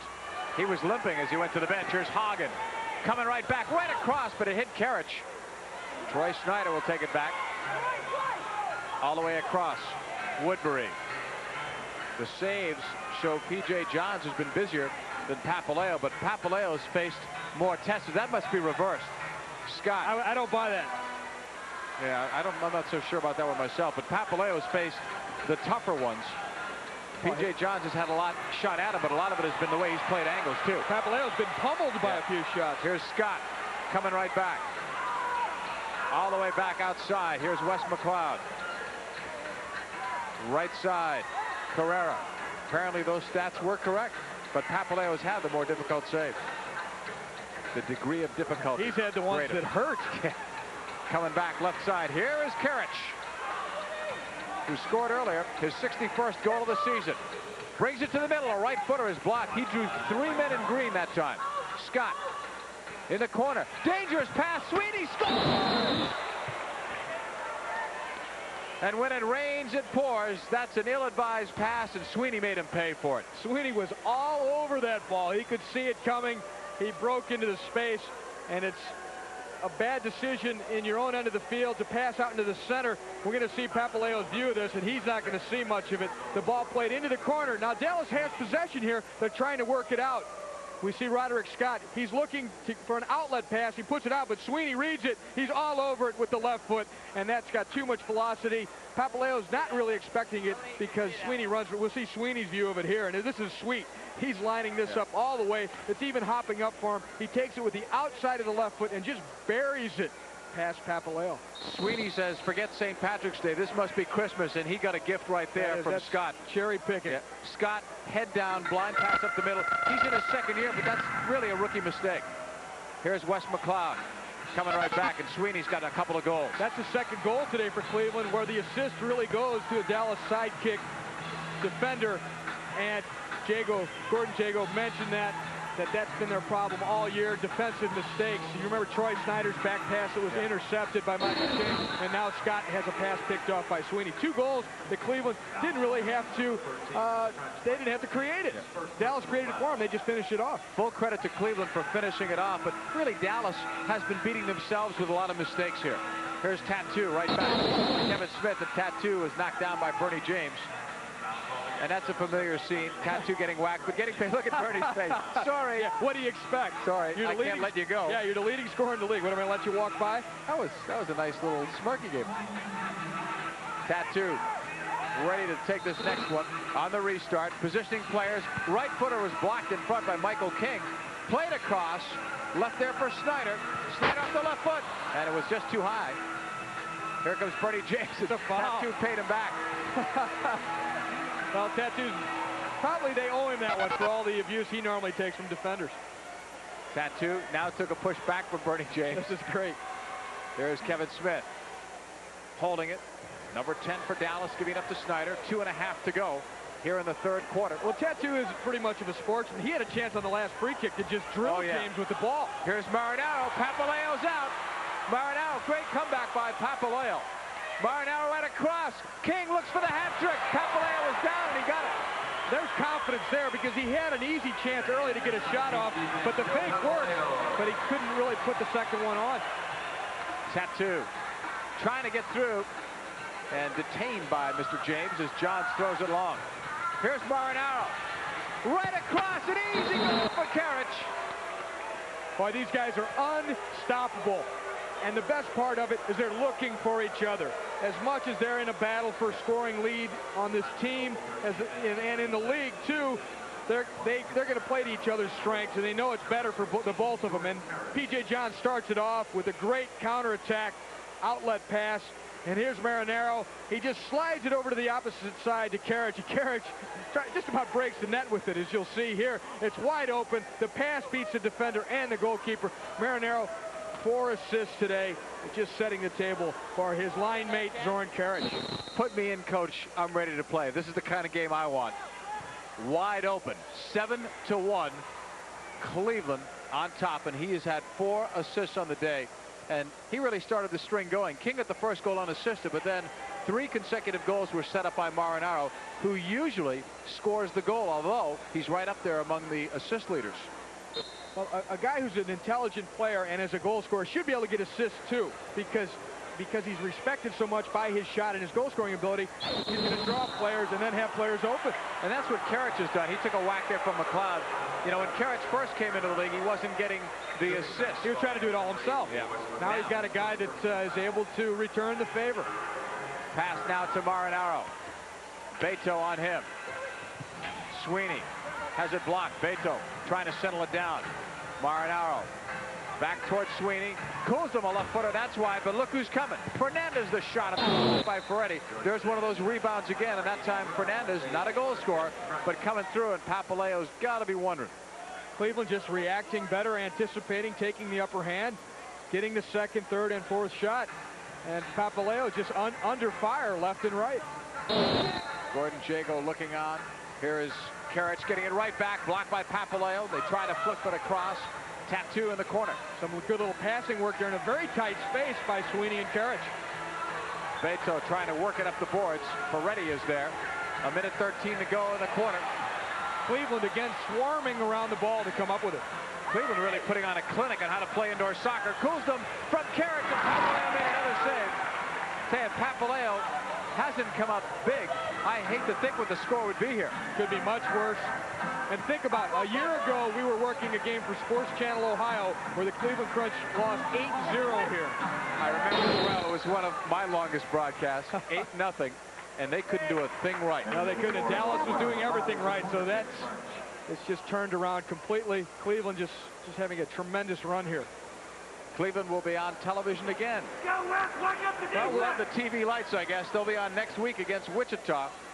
4 o'clock Eastern time, that game at the Richfield Coliseum. Wichita against Cleveland. Cleveland might be in a situation then where they could actually clinch either a playoff spot or maybe even first place. Depending on how those magic numbers go during the week. That's the score. Cleveland up 7-1 in the third quarter. Marinaro holding it. Looking across, it was blocked. Peretti may have gotten a foot on it. Willem, and this one goes out of play. And Dallas will have the ball. Now, you made a point before about Karich and the ego. A lot of the great goal scorers, they all have that ego. That was probably the best one-for-one trade ever made in the Major Soccer League because Cleveland is getting a great performance out of Karich, who would never have done this with San Diego. Likewise, Paul Wright is doing great for San Diego. San Diego's not unhappy that they lost Karich. They're glad he's in Cleveland. Wright is the better player for them. A one-for-one trade. It was superb for both teams. San Diego was not getting anything out of Karich but problems, and he was doing too much on his own. Here he's coming to his own, and Paul Wright doing a fine job. A guy who's from the San Diego area, so much more comfortable playing at home. Yeah. Cleveland will brag and say they got the better end. San Diego thinks they did. It was a great one-for-one deal. Here's Kevin Smith. Now to Tattoo. Tattoo hit by Sweeney. Wes McLeod now after it. It has not been a happy St. Patrick's Day here in Dallas. Right side, Kevin Smith, blocked by Johns on the short side. Marinaro to Karich. Zoran Karich, look at Marinaro sprinting past McLeod. Into the corner. It's easier to run when you're up 7-1, I'll give you that.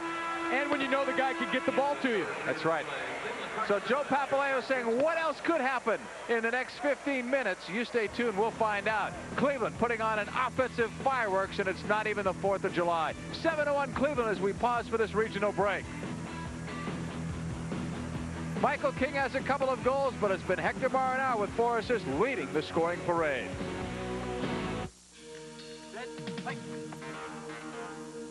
Has been this year in the Major Soccer League, but in particular Marinaro and Karich are the dynamic duo. You add Hagen in there, that's a superb trio. We don't have enough graphics, I guess, to put all 3 in there, but that's what Marinaro and Karich have done today, and it goes along with what they've done, Ty, all year. And they're doing it in combination. Both of Karich's goals were assists from Marinaro.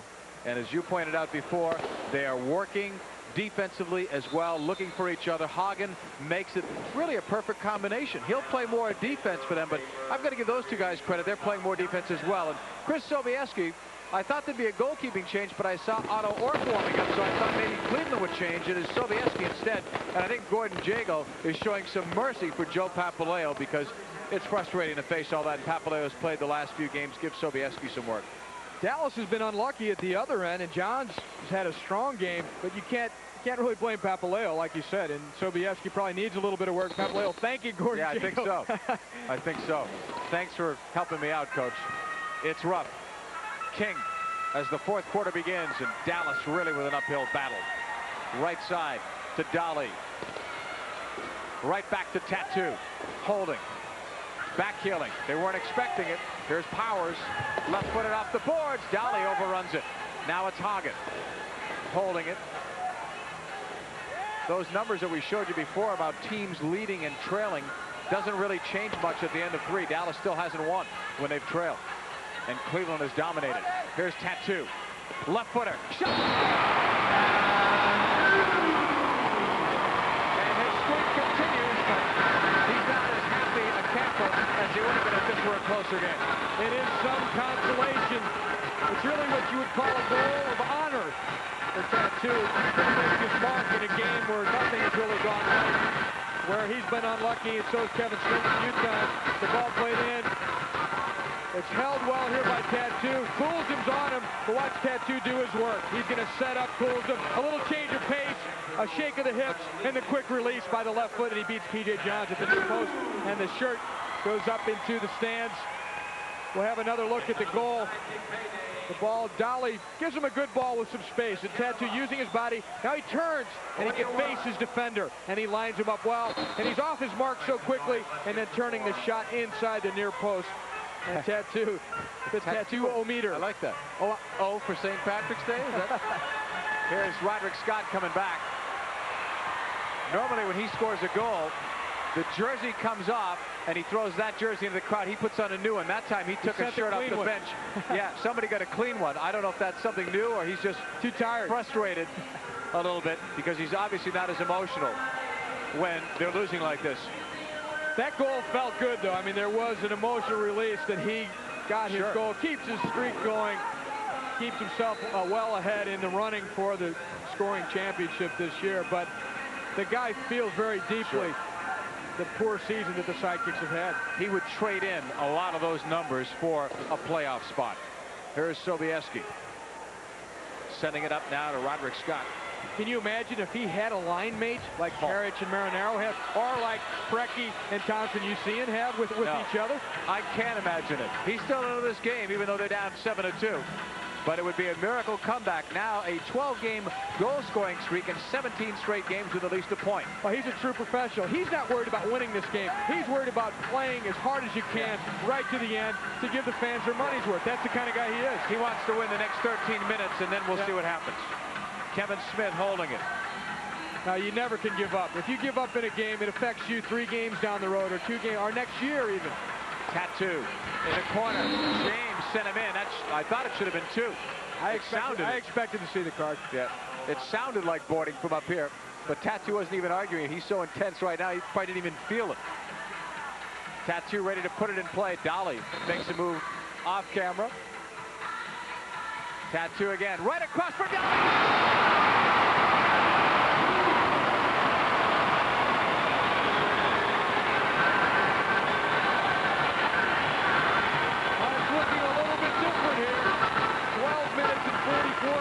Remaining in the game, and Dallas has managed to strike a little bit of fear into Cleveland's heart, perhaps. Tattoo starts it off here from the corner and plays it in to Dolly, who's by himself entirely out in front of P.J. Johns. And Cleveland trying to zone it, really. They're trying to just cut off all the passing lanes, but Tattoo found the opening, delivered the ball, and Dolly just stuffed it in underneath P.J. Johns. I had mentioned that he was making a run off camera. Nobody seemed to pick him up. But what they do is they front the ball, and they're actually sacrificing a couple players near the ball to block the shot, which leaves somebody possibly open, but the passing lane is so narrow, only a player like Tattoo can find it. Dolly gets the goal, but Tattoo is the guy that's bringing him back, and it's Dolly's 6th of the year from Tattoo at 2:16. And they're having some reason. Oh, there's Tattoo, right? Taking off the jersey, throw it in the crowd. Where'd you learn that? That's an intense guy and a fine person. You won't meet a nicer guy. He's a good spokesperson for this league, for this game, and an electrifying player at times, but also a guy who won't quit at either end of the field. You see him game in, game out, really doing the job like any player would, not like the superstar that he is. He's not looking at the clock. He's just playing. Apparently there was a timeout on the floor.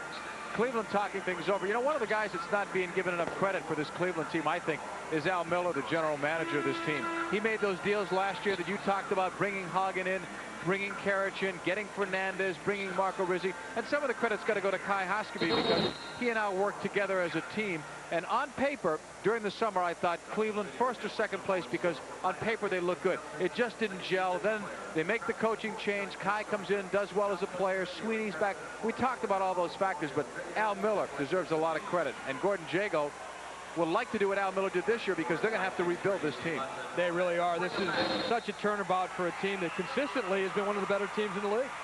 Here's Karich. Wow. Where did that come from? That was 50 feet away, and he just drilled it. Sobieski says, give me a chance to handle the ball first. I just came in. 12 and a half to go. Now give the nod to Hoskevy and Miller, the front of the Cleveland franchise. An eye for talent. Here is Lawson coming back. Left footer, and that's wide. Say, if Dallas gets the next goal, it's going to make things very interesting. Marinaro broken up by Beto. Beto blocked by Karic. Here's Carrera. That's his first shift for Marcelo Carrera. Now Beto will swing it back to Doc Lawson, your former teammate in Cincinnati. A long time ago. Yeah. Some great times. 13 years ago. All the way back on the left side. Here's Carrera. Picked up by Fernandez. Carrera right in front, but it was partially blocked by Fernandez, and now it's Marinaro. And Lawson is the only player in this league to play in all 13 seasons, and he's still doing it. Sweeney right back. Remember our last game here, trade rumors, he for Richard Chinaboo, but it never happened. Up the right side. Snyder is back after it. Looking for Carrera. Sweeney will settle things down. He's got Michael King with him. King had the first 2 crunch goals. It really gave them some momentum, and Marinaro strung 3 assists together out of 4. And for Marinaro, he's had 3 4-assist games now this season. One game he had 8 points, 4 goals, 4 assists against St. Louis. They're doing great work there against Troy Snyder just to get control of the ball and hold Snyder off. James right back. This might be the best game I've seen Marinaro play when he's not scored a goal. Willen now to Bernie James, and he's done it not just with the assist, but also he's worked hard defensively as well. Snyder. And a lot of the possession, a lot of the times that you've seen Cleveland Crunch be able to really work on the Dallas defense, it's been because Marinaro's just showing for the easy one-time ball to play it back out until they can get the attack to open up. King holding this one. Deflected out. Look at Marinaro with the hustle. It goes into Sobieski. Now on the right side, Woodbury. Wanted to go back. Sweeney says no. James comes in. James knocking it away. Carrera is there. Toes it nicely to Beto. 7-3. Cleveland with the lead. 10:34 to go. 4th quarter. Beto knocking it all the way back towards Juremovic. Juremovic up now for Snyder.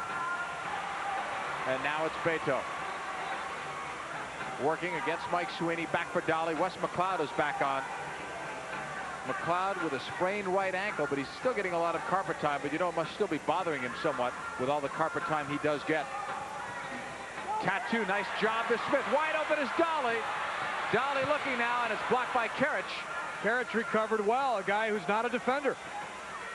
Don't tell him that. He's still working there. Now it's Tattoo holding it. James doesn't want him to turn. Tattoo with the turn, but James with a great recovery. He was beaten initially. Now there's where a block is a great play, because you're not going to be able to contain Tattoo completely. So if you can still get back in for the block, you're a great defender. Because watch how well Tattoo does this. He can turn, take the bump, accelerate into the space, but James was still able to stay with it. So that's a great block there, because that's going to the corner. That's going to be an unbelievable save for P.J. Johns, or it's going to be a goal. Here is Tattoo holding it. Right across, that's blocked. He gets it again and shot it too high. To echo what you were saying about Bernie James, he comes into this game, came into it, 8 block shots short of 1,000. He had 60 the other night against San Diego. They blocked 24 shots against the Sockers, a team record. Well, we talked about making steals or intercepting passes. On a player like Tattoo, you're probably better off not trying it, because he'll burn you. That's the best way to play Tattoo. Contain him, don't sell yourself, and then just get the block. Trevor Dawkins looking on. We told you before what his record was, 17-6, and the intensity says it all in that man's face. He wanted that one, and he thought he had it. He thought he had beaten James. P.J. Johns tossing long. Here comes Kulsdom on the run. Put it too far in front of him. Lost it, actually. Here's Kevin Smith up for Tattoo. Tattoo waits for some help. Has it. Leads the pass for Smith, but put it too far in the middle. Tough pass to make. Right idea, but just a little off the mark. And P.J. Johns alert to come outside. But Cleveland already had 4 and 5 players back as that developed. They didn't hesitate to try and help stop Tattoo. 9:11 to go in the 4th. Cleveland leads at 7-3. Tattoo on the left wing against Fernandez. Sends it in wide. Nobody on that far side. Karic on the back. 3 players jam along the boards as P.J. Johns looks on. That's his view of it. What a play by Karic. Coming back, it's Kevin Smith. Has played in more games than any sidekick with Dallas. An original sidekick. Now it's Tattoo out to Wes McLeod. A new energy in the Dallas Sidekicks team here. Couple of goals can do it. Smith all the way across. Dolly was going to leave it. won it back. McLeod stumbles with Andy Schmetzer right on him, all the way back to the feet of Sobieski. Chris Sobieski, 40 years old and also an assistant coach on this team. Hagen with a block. Lawson got a piece. Here's Tattoo with Lawson right, Smith left. Tattoo holding it for Kevin Smith, the shot. And it looked like he just kind of stumbled on it, didn't get all of it. McLeod couldn't get it. Karich has to stop it. The shot saves Sobieski. Well, that's why Cleveland's so dangerous. Here they are on one hand defending, and then they almost have an easy one the other end. Woodbury coming back. He has Kevin Smith on the right. Woodbury, the shot, he scores! Dallas on the comeback trail. 7:54 to go in the game.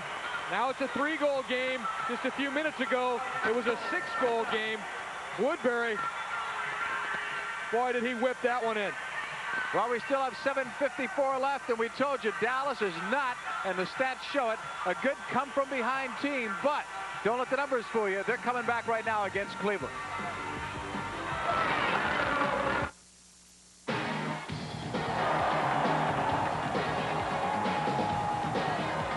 Love those humps down there.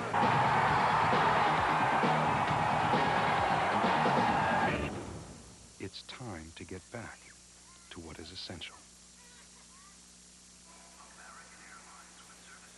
Cleveland just hanging on here by 3 goals because Dallas is making a comeback. This is the most recent goal for Dallas, their 4th one. It's played in from Smith to Woodbury.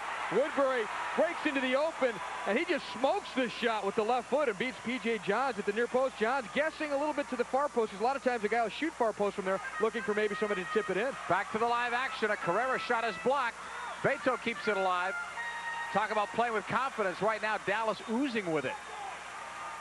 Beto in the corner. Double team. Still fighting hard with Woodbury. It's still loose. Almost played across. Sweeney blocked it before it got to Carrera. Snyder with that good burst of speed, winning it for Carrera. Carrera holding it. Still with it. Left footer. Oh, it's just deflected over P.J. Johns. That narrowly missed sneaking in under the bar. But we told you before, if Dallas got that 3rd goal, they could make it close, and they got the 3rd and the 4th. Carrera with some of the quicker feet in the league here. Some good little moves to get into the open. And it's a quick shot, too, that's deflected, which had P.J. Johns fooled. And for this corner kick, good time to bring out Tattoo and Kevin Smith right back. Smith assisted on the Woodbury goal, and they're on their feet right now in Dallas. They can sense something. Smith now has 29 points in his last 19, actually 20 games, counting this one. Give Dallas credit. It's a nice comeback. They were down 7-1. Here's Kevin Smith, lifting it all the way across, right footer. Save, rebound!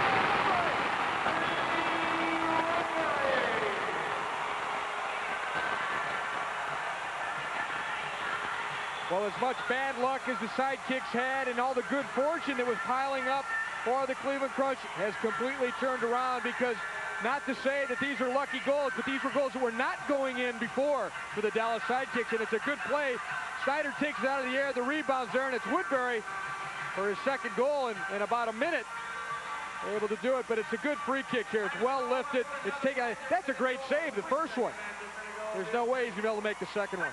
Okay, you know, used to do that play to perfection was the Pittsburgh Spirit. Adam Topolsky with that great right-footed shot. They would try to set it up with that lob for him. Greg Ostalczyk would set it up for him. The Wichita Wings used to do it. Jorgen Christensen used to lift it for Ronfed, and talk about a guy who could take a ball out of the air. Ronfed, who would burst the ball when he'd take it so well out of the air. But Woodbury really turning the heat up here for the Sidekicks. The Crunch starting to sweat a little bit. There's some concern now on that side. Woodbury getting his 17th of the year at 7:53. King, right side to Marinaro, and that's broken up. Coming back, Tattoo. Right side for Dowley. Dowley holding it. Right across for Tattoo. Tattoo tripped up. He got him. Michael King. He got him. This just proves in indoor soccer, you cannot let up 1 degree of intensity, because Cleveland's not playing that much worse than they were playing before. Certainly Dallas has raised it, but Cleveland just enough. Maybe if it's 2%, that makes all the difference. That's how tight this type of game can be.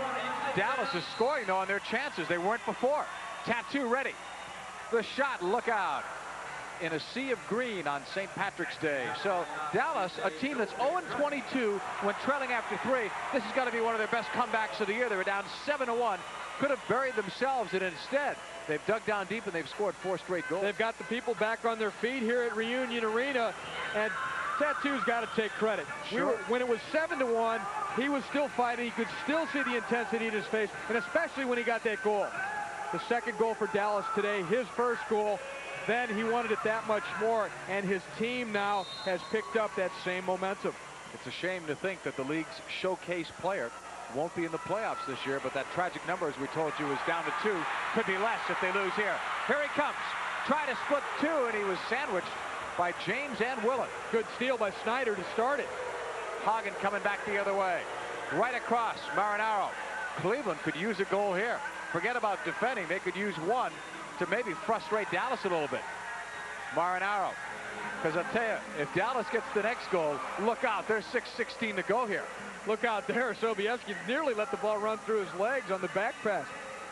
Sobieski holding it. Playing it up, intended for Tattoo. And now it's Lawson. Broken up. Karich, right footer is deflected wide. Schmetzer. And now it's Troy Snyder to Tattoo. Holding. Leading for Dolly. Dolly brings it right back. Takes it to the middle. Deceptive on the dribble, but not able to leave the man. There was too much traffic where he was going. Karich with Tattoo on him. Across for Hagen. Couldn't get it. Uremovich can. Holding it. Kevin Smith, by the way, has had the last couple of assists in helping Dallas on this comeback trail. Hagen is fouled by Dolly. 5:29 to go. You know, lots of times when you change goalkeepers, that can change momentum. Gordon Jago, I'm sure, was not changing goalkeepers for that. He didn't like the way things were going. I think gave Papaleo a good break, but it's working out well. Lots of times, though, we've seen goalkeeper changes affect momentum, but they seem to be too far down to do that. Here's Hagen.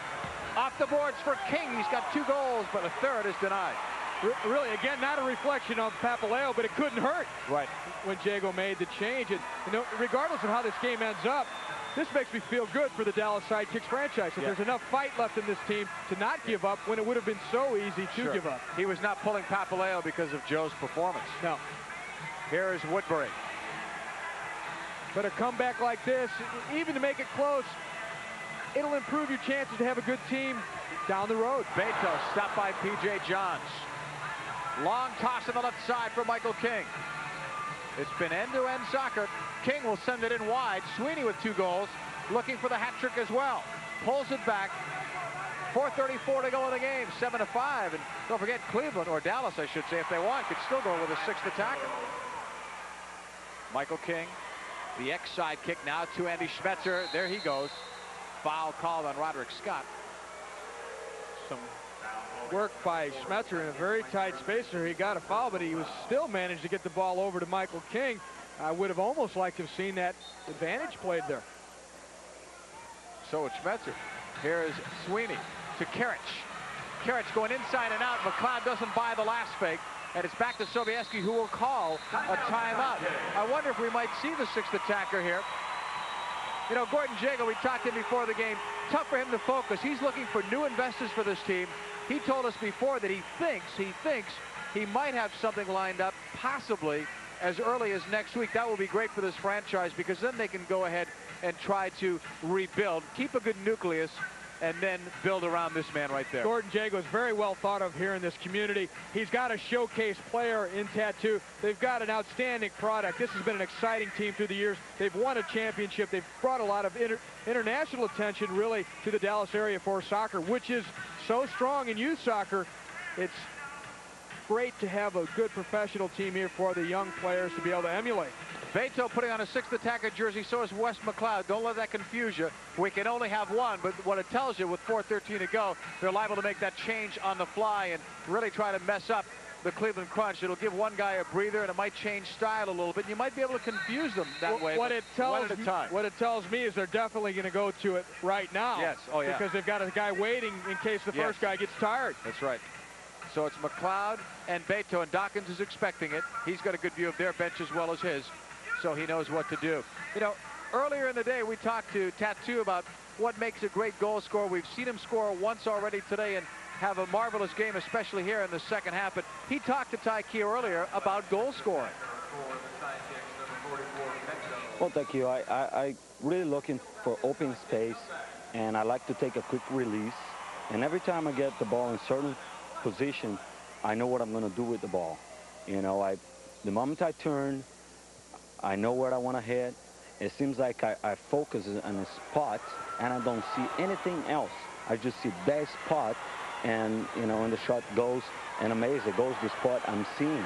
You know, and I think that's a good thing about me. You know, I think I can release quick, I can create my chances, and put it where I want to put the ball. Set by Tattoo, the league's top scorer. Peretti will leave it off. This is Beto on the 6th attacker with 3:44 to go in regulation time, and it's 7-5. Cleveland, they had led 7-1. This happened the other night too. They won 11-6, but they were up 10-2 against San Diego. Off the boards, Snyder. Things were going so well for Cleveland. They were in sync and maybe in too much of a positive run. And then all of a sudden, Dallas proved that Cleveland was vulnerable. Here's Snyder in the corner. Tattoo pulls it out against James. Try to play it across, blocked by Fernandez. Peretti and Sweeney to the boards after it. And it lands in the crunch bench, and naturally both teams think it's their ball. With 3:10 to go. You're going to watch Tattoo in action again. He'll always get this ball. He's so confident to be able to keep possession, even though defenders are draped all over him, to still try and get the shot towards goal. On that one, he was well off target and just too many bodies out in front. And if you equate this sport with any other, and take basketball for an example, like a Magic Johnson, Michael Jordan, they want the ball in this situation. He knows he's going to get hit. He wants the ball. That's what the great scorers always want. In hockey, it's Gretzky. He wants the puck when it comes down to crunch time, if you pardon that expression here with Cleveland playing. Here is Karich for Cleveland. Trying to get by, and a little bit of a nudge from Troy Snyder. Snyder got him. It's one of the least serious forms of contact we've seen today, but it was a foul. And he's got to pay the price, and it's going to be a free kick from about 30 feet out, 35 feet out from Beto, who's now in goal as the 6th attacker. Here's Marinaro, ready to put it into play with 2:57 to go in regulation time. James the shot, and that's going upstairs. Cleveland leading it 7-5. But you know, if this game ends with this score like this, Cleveland will be happy that they won, but Trevor Dawkins will be concerned that they let Dallas back in. And you give Dallas credit. I give Dallas more credit than they really Cleveland raised the level. Cleveland was still having a good game, yeah, but they weren't able to stand up. And a couple breaks went against them all of a sudden when everything previously had been going their way. Beto on the 6th attacker here. They've had some success here. One of the reasons is you have to respect his shot from outside. He can get off a quick shot with his toe that's very deceiving. He's got that great toe poke. Here's Kevin Smith. Look at P.J. Johns. He's way out.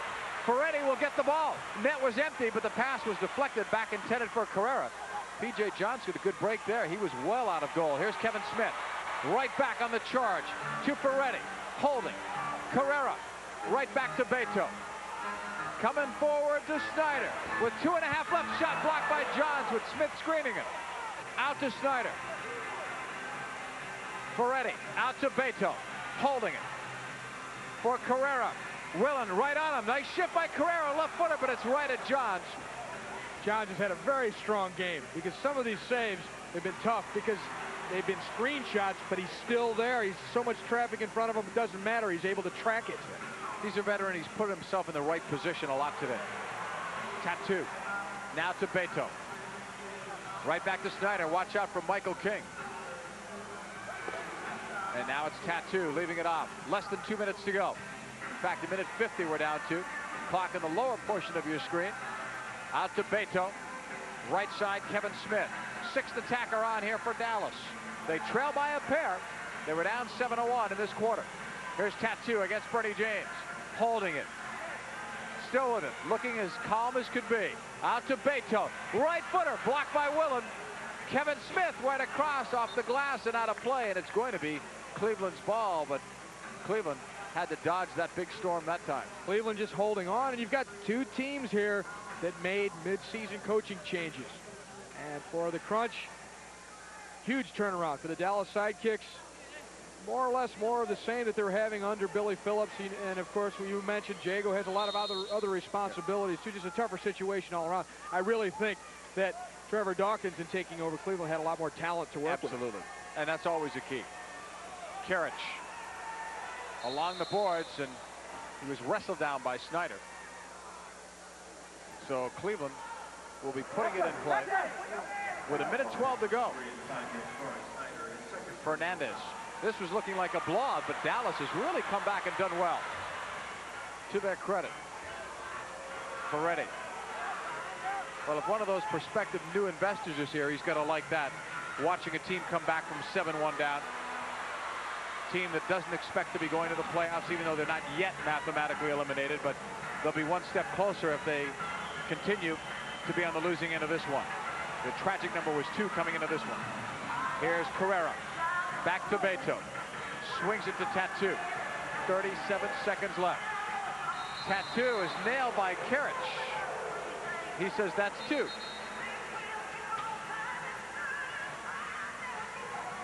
You can read the lips. That's 2 minutes is what he's talking about. But it's just going to be a foul with 34 seconds left. Tattoo to the corner to Ferretti. Right back out to Tattoo. Holding. Still with it. Right across to Troy Snyder. Snyder with a chance. Oh, that one was screened. Another one. Score! Kevin Smith. Dallas within a goal with 22 seconds left.